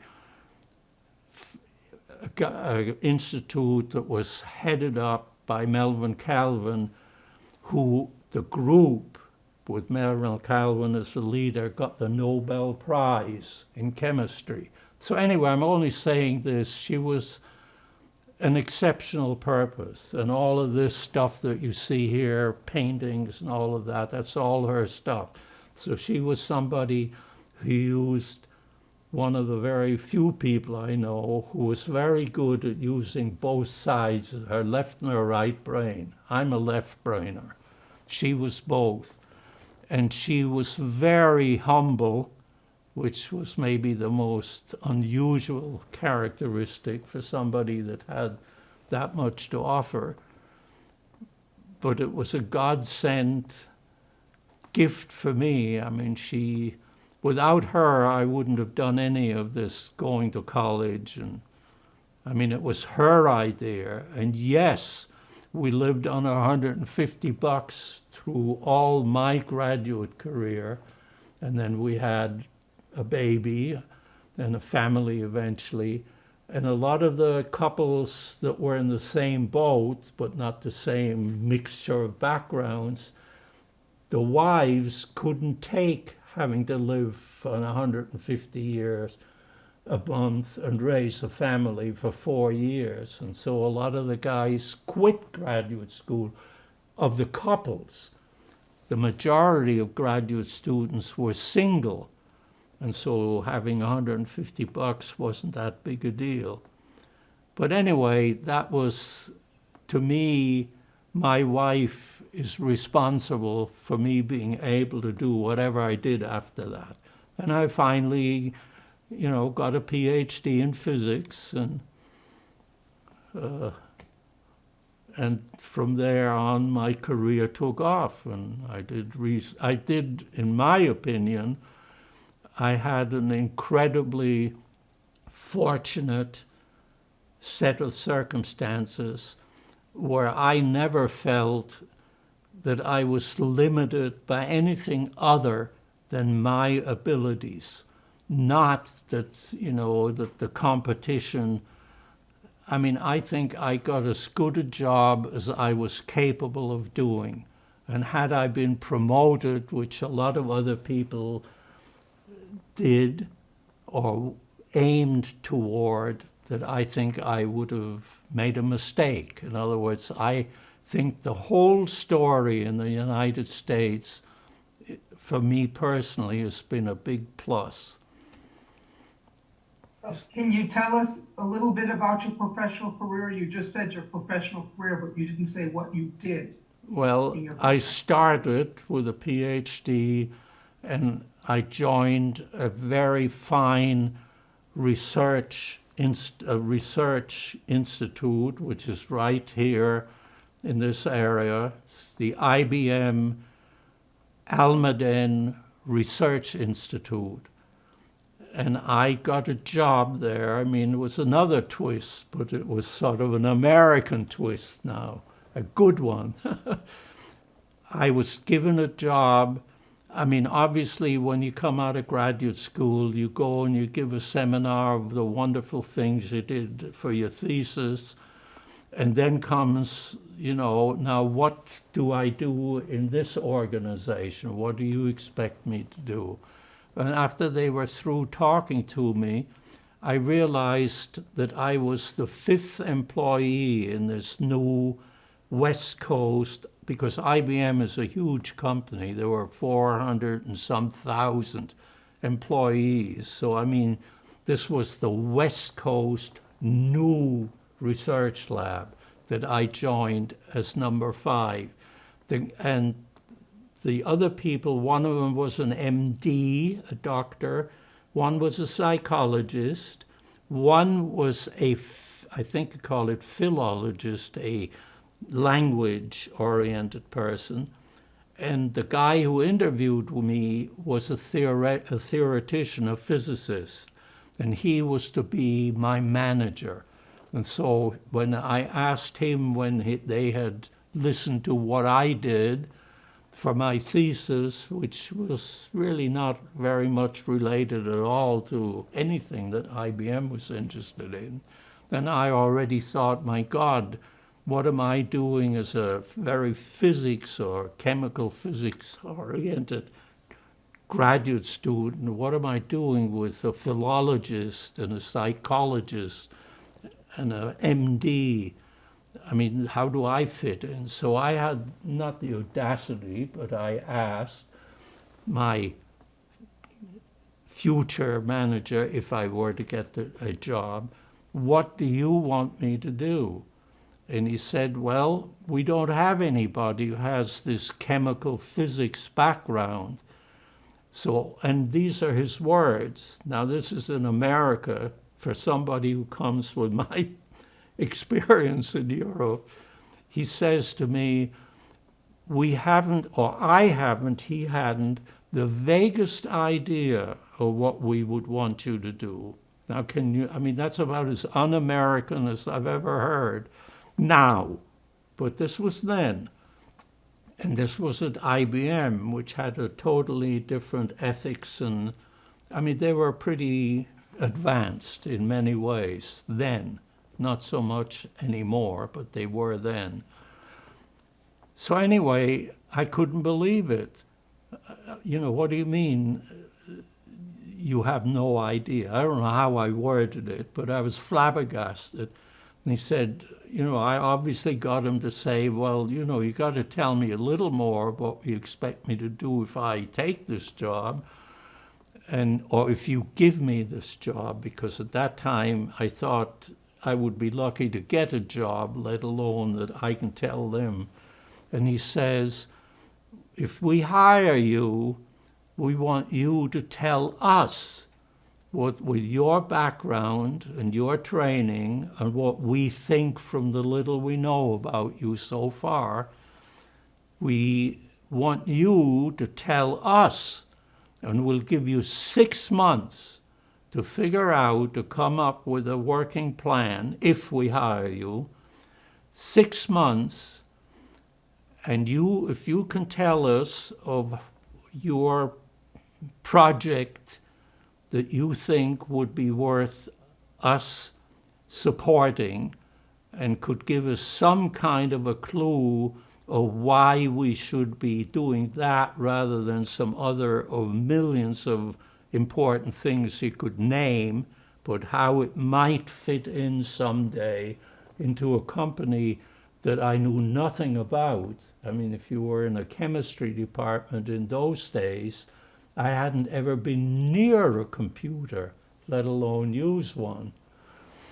But anyway, that's how I got the job at IBM. And it turned out, you want to know where it went, I did my own research. I think I did pretty darn well. I have a very nice portfolio of things that I did.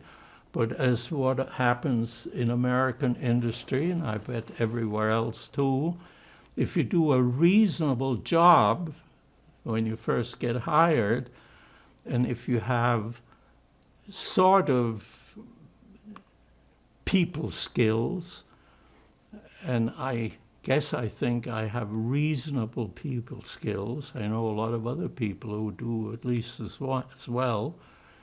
But that combination, I came up with a working plan of what I would do that was totally new to IBM, but based a little bit on what I knew something about, but not very much.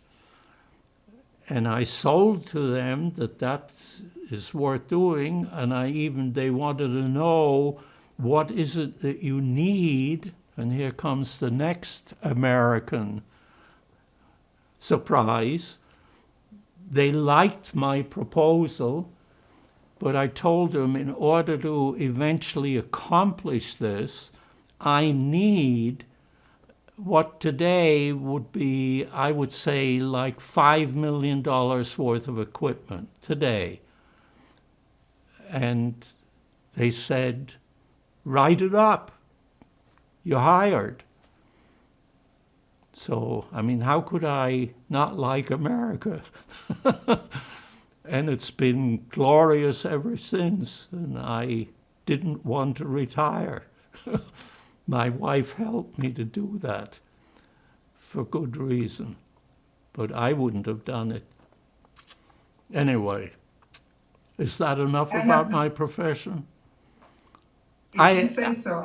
I have eventually two more headed up a very large part where almost everybody was a PhD, so everybody thought they were God's gift to mankind.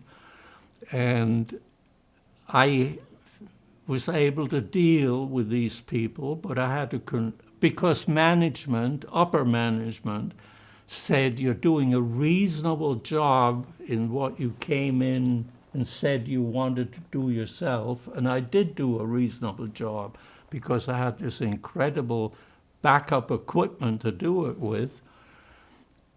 And then, as happens in industry anyway, if you do a good job, they want you to go into management. And the pressure to go into management was very, even though everybody else that worked for me told me, don't you ever come and ask me to go into management, because they were paid very well with their PhDs as it was. And most of these God gift to man types don't really want to take on any of the management responsibilities. In fact, they hate it. Anyway, and so eventually I became a pretty senior person in the research center, which now, I don't know about now because I've been gone for 20 years, but they had something like somewhere between 1,700 and 2,000 employees, and I grew in that particular institute and loved every minute of it. Okay. I have two more questions and then I'll let you go. Wow. We've had a lot of time. I have to leave? Oh my God. No, I'm just joking. I'm joking. How does your childhood, your experiences, not just your childhood, but your childhood, adolescence, etc., your experiences impact your view of the world today? Oh my God. Well, you knew this was coming. Well, yeah, but This is what you wanted to talk about. yeah, but I understand, but I will. I just have to, you got to give me a minute to know how to say it without asking you to stay until midnight. I guess basically I learned, because of all of this incredibly mixed kind of experience, first and foremost, that to evaluate situations, whether they're political or personal or what have you, are usually very complicated. Now, I know that people will say, you know, you don't have to make them complicated, but in my view, with my left brain kind of training, if you form opinions that aren't really based on real evidence, you aren't in a position to make any decisions that are really trustworthy. I mean, if you do it, you know, but I'm a good guy, I'm not likely to make a mistake. And that may well be true that you're a good guy, But if you don't really understand the thing that you're trying to impact in any way, and that means that you have to have a different outlook and attitude to life than I find a lot of people have. And I don't know that that's at all American. I don't think it is. I think it's more human, that different people have different ways of setting their goals. And so one thing I would say is accept the fact in general, whether it's in science or in liberal arts or anything else, that things are much more complicated than it would be nice to think they were. And if you don't accept that, then you have a hard time accepting the fact that what you think may be wrong.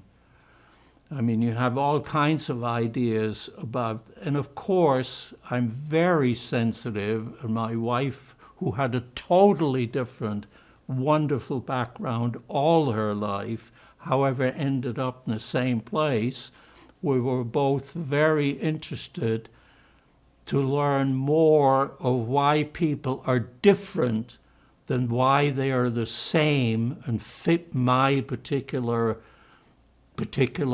where I ended up.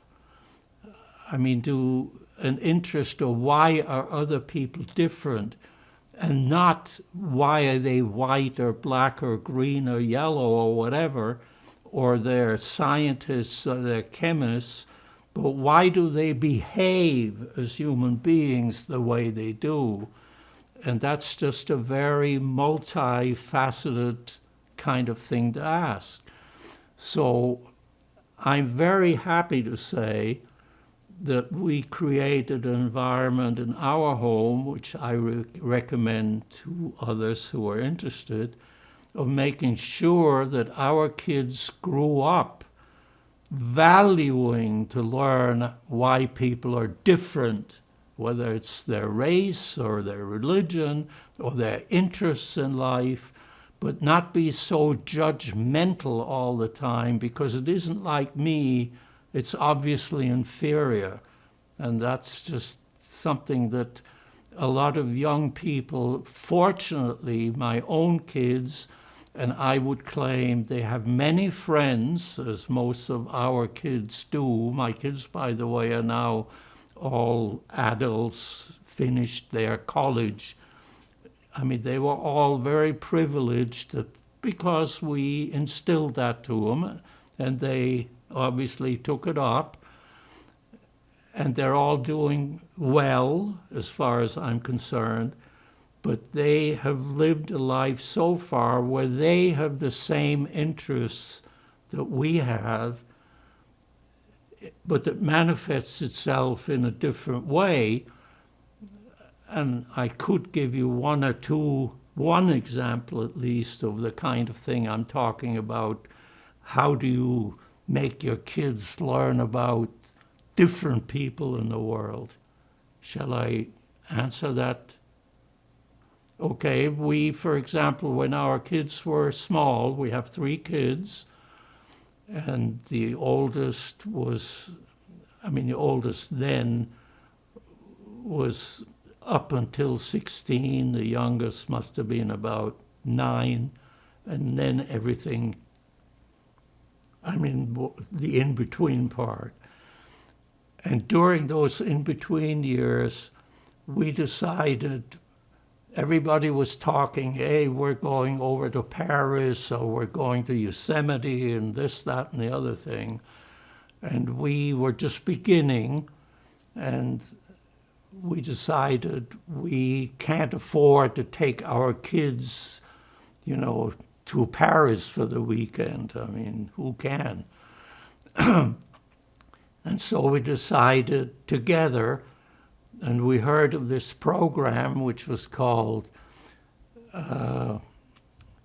International, oh God, I can't remember that now.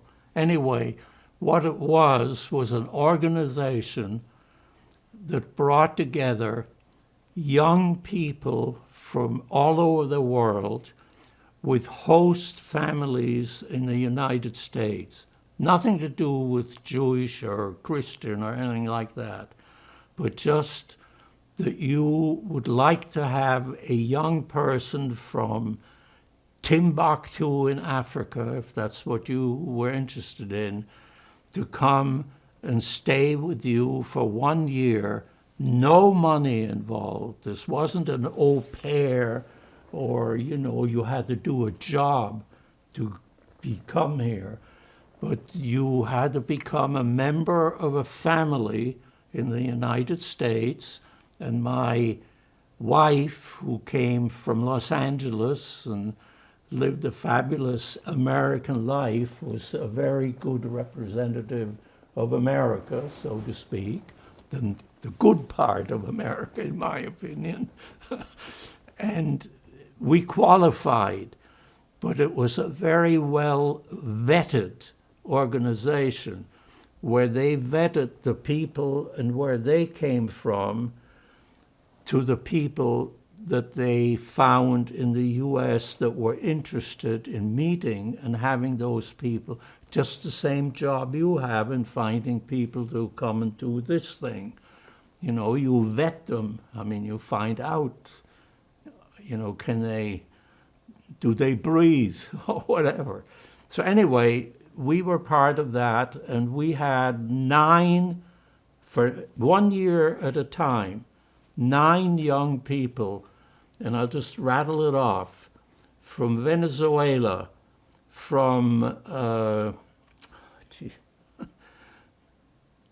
Colombia, from Japan, from England, from India, from Mali, Africa. I said India. Anyway, there were 9 different countries who stayed for, not all of them stayed for a year, but all of them stayed for at least 6 months. And they were in the age group of 18 to 21. Our kids were younger. And believe it or not, and I'll just mention one of them, the guy who was from Mali, Africa, was a Muslim, very religious. We didn't know anything about Muslims at that time. I mean, we knew that such a thing existed. But now, of course, as hindsight, it was a very valuable experience to have a Muslim live with us for a year and learn all about what his religion is about and what his world is about. And I'll stick with him because he came from a very, very, what we call primitive environment. He was one of many kids in his family because contraceptives were, at that time, totally unavailable in the little village that he lived in. His father was what's the word? He had 5 wives. What is a word for that? But whatever it is. I mean, he couldn't have been any different in background to us. And the reason he came to the United States or wanted to is because Mali had just become an independent country, and it was a French miserable colony. And he lived in a little village in a thatched roof hut with a hole in the top and a fire in the middle. And that's where he and his umpteen family lived. And he, never been in a plane before.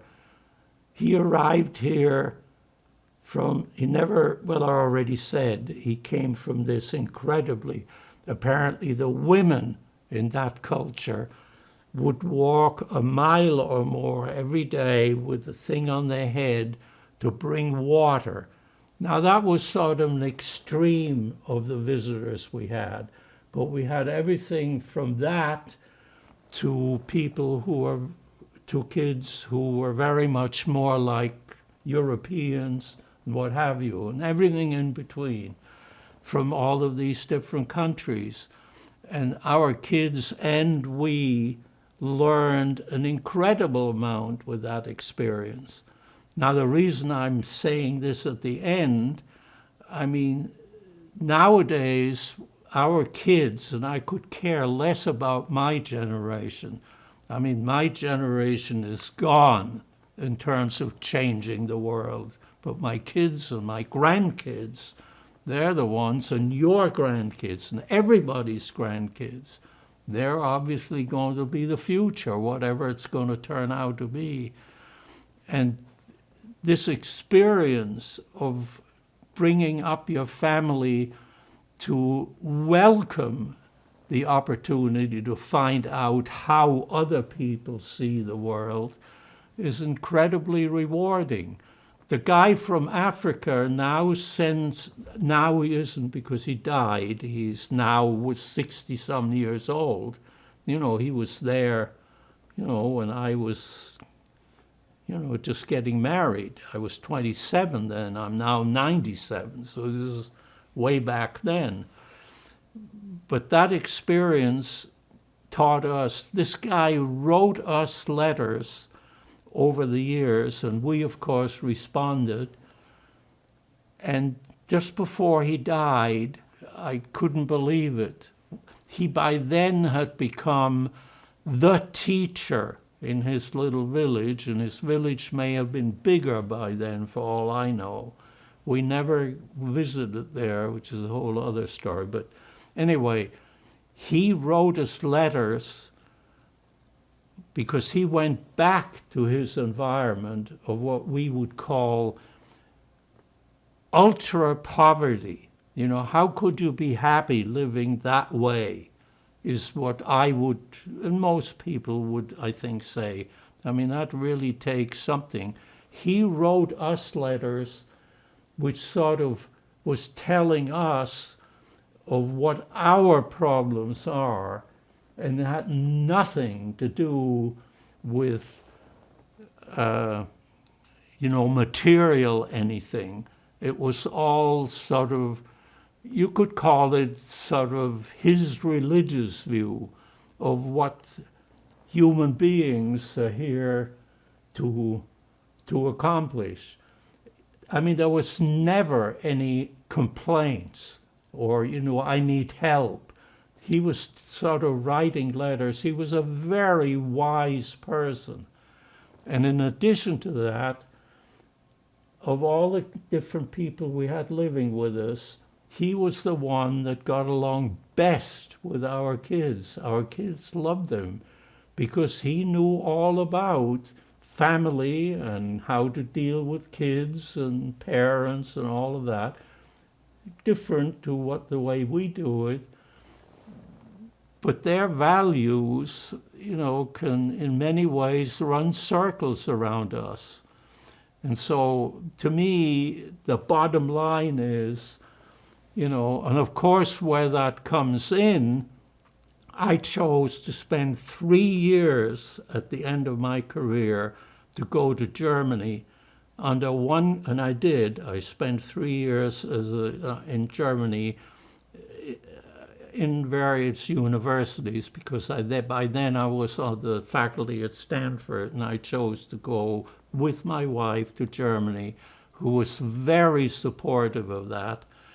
And we went there under one condition. I, of course, I obviously had to have a job, and I got a very good job where I could do whatever I wanted in my technical interest, doesn't matter what that is.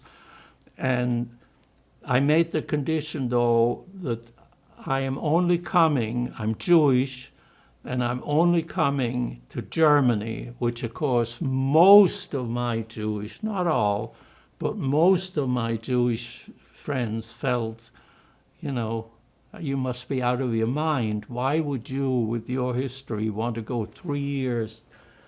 And of course I said, I'm not going to any Germany. I'm going to Germany today, and I'm going to Germany with a proviso, since I'm now going to be in universities, that I will almost without me doing anything, interact with people in Germany who weren't even alive during the Hitler era, namely the new generation of Germany.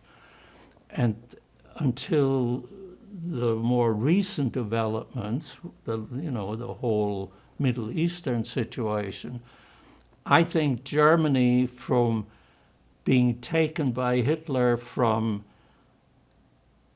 one of the pacemakers in literature, in commerce, in science, almost everything in Europe before Hitler, sank to the lowest conceivable human members of the human race. And they were a democracy when Hitler came to power. And they had free speech and a free press before Hitler.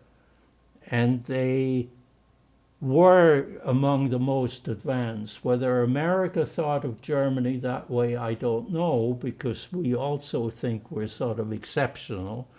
But be that as it may, Germany certainly was before Hitler and recognized as such all over Europe. And then this one guy who managed to become a dictator, a fascist dictator, which means he managed to do whatever he wanted. And that's what a dictator does. And the Germans elected him not because he was primarily, already before he became a dictator, anti-Semitic, although he obviously was, and made no bones about it. If you read Mein Kampf, his Bible, you'll find out he made no bones that he wants to eliminate Jewry in Europe originally. It's in black and white, and what that will take to do. But that wasn't the main reason the Germans voted for him.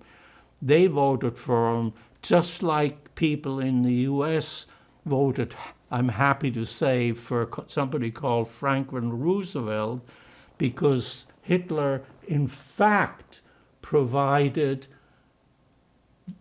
a living, food, jobs, and he was incredibly effective with that. And here was Germany, a very, very unhappy people, just like in America at the time, after the Depression. I mean, the number of unemployed, ran into the 20s, 30% of the population. People were starving. And when you're in that position, and that's one of my messages, don't be so judgmental of what people do when they are in real unfortunate, whatever it is, the cause, situation. They will do all sorts of things. And my message to you is, and you'd be surprised what compromises you will make if the alternative is to watch your kids starve or similar bad situations. I mean, everybody doesn't behave the way you and I do sitting in this palace here.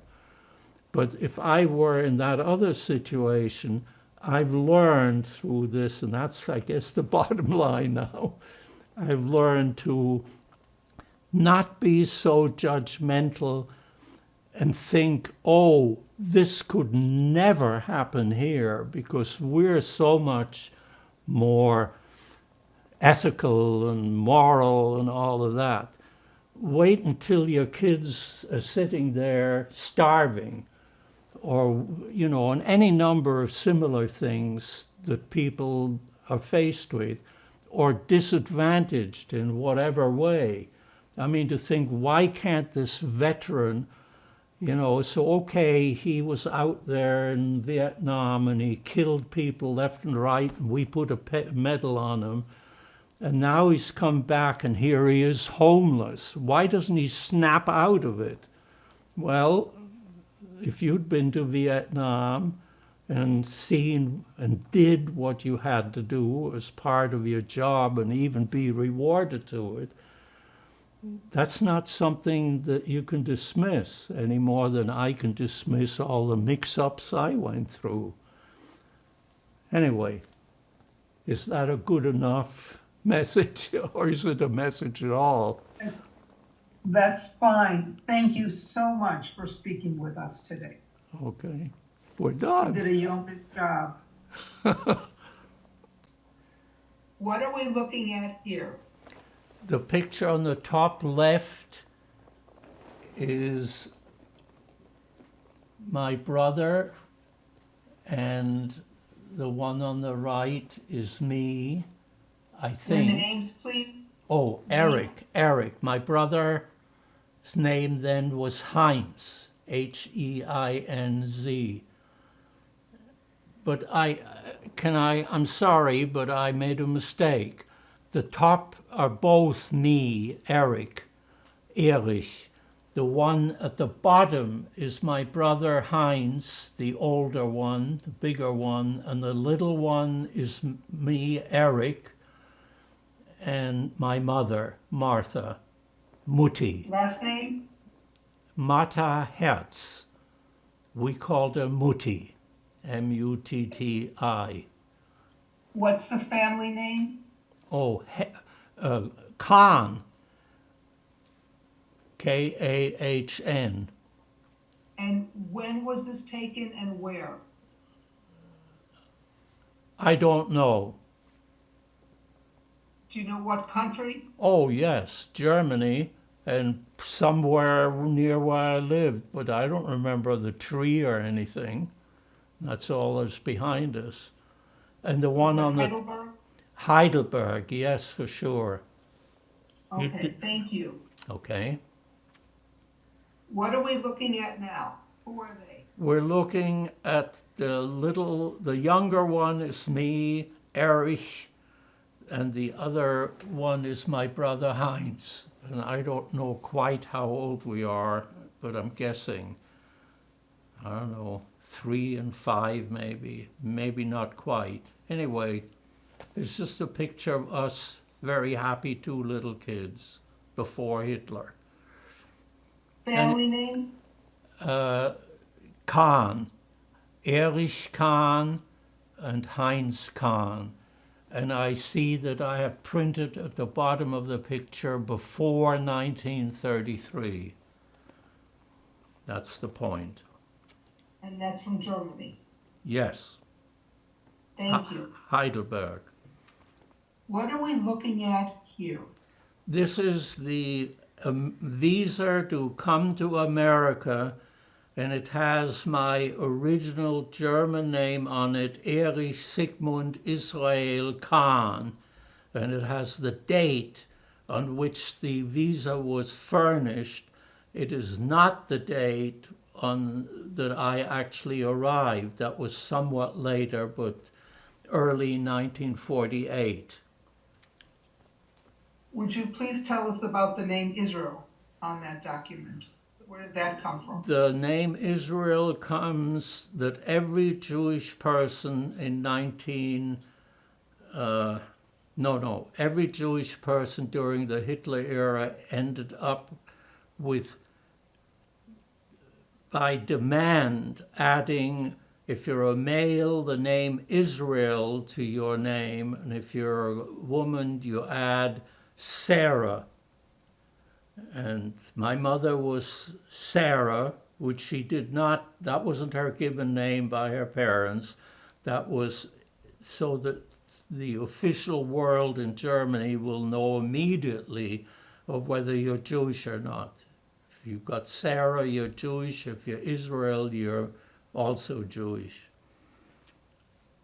And later on, that became the Star of David that you had to wear. But this was not yet when this visa was furnished. Did you have to wear a Star of David? No, I did not. That came after this. Okay, thank you. What are we looking at now? We're looking on the top to our synagogue in Heidelberg just before it was destroyed.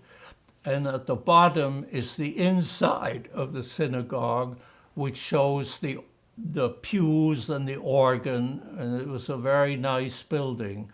And was totally destroyed on November 9th, Kristallnacht. Thank you very much, and this now concludes the interview today.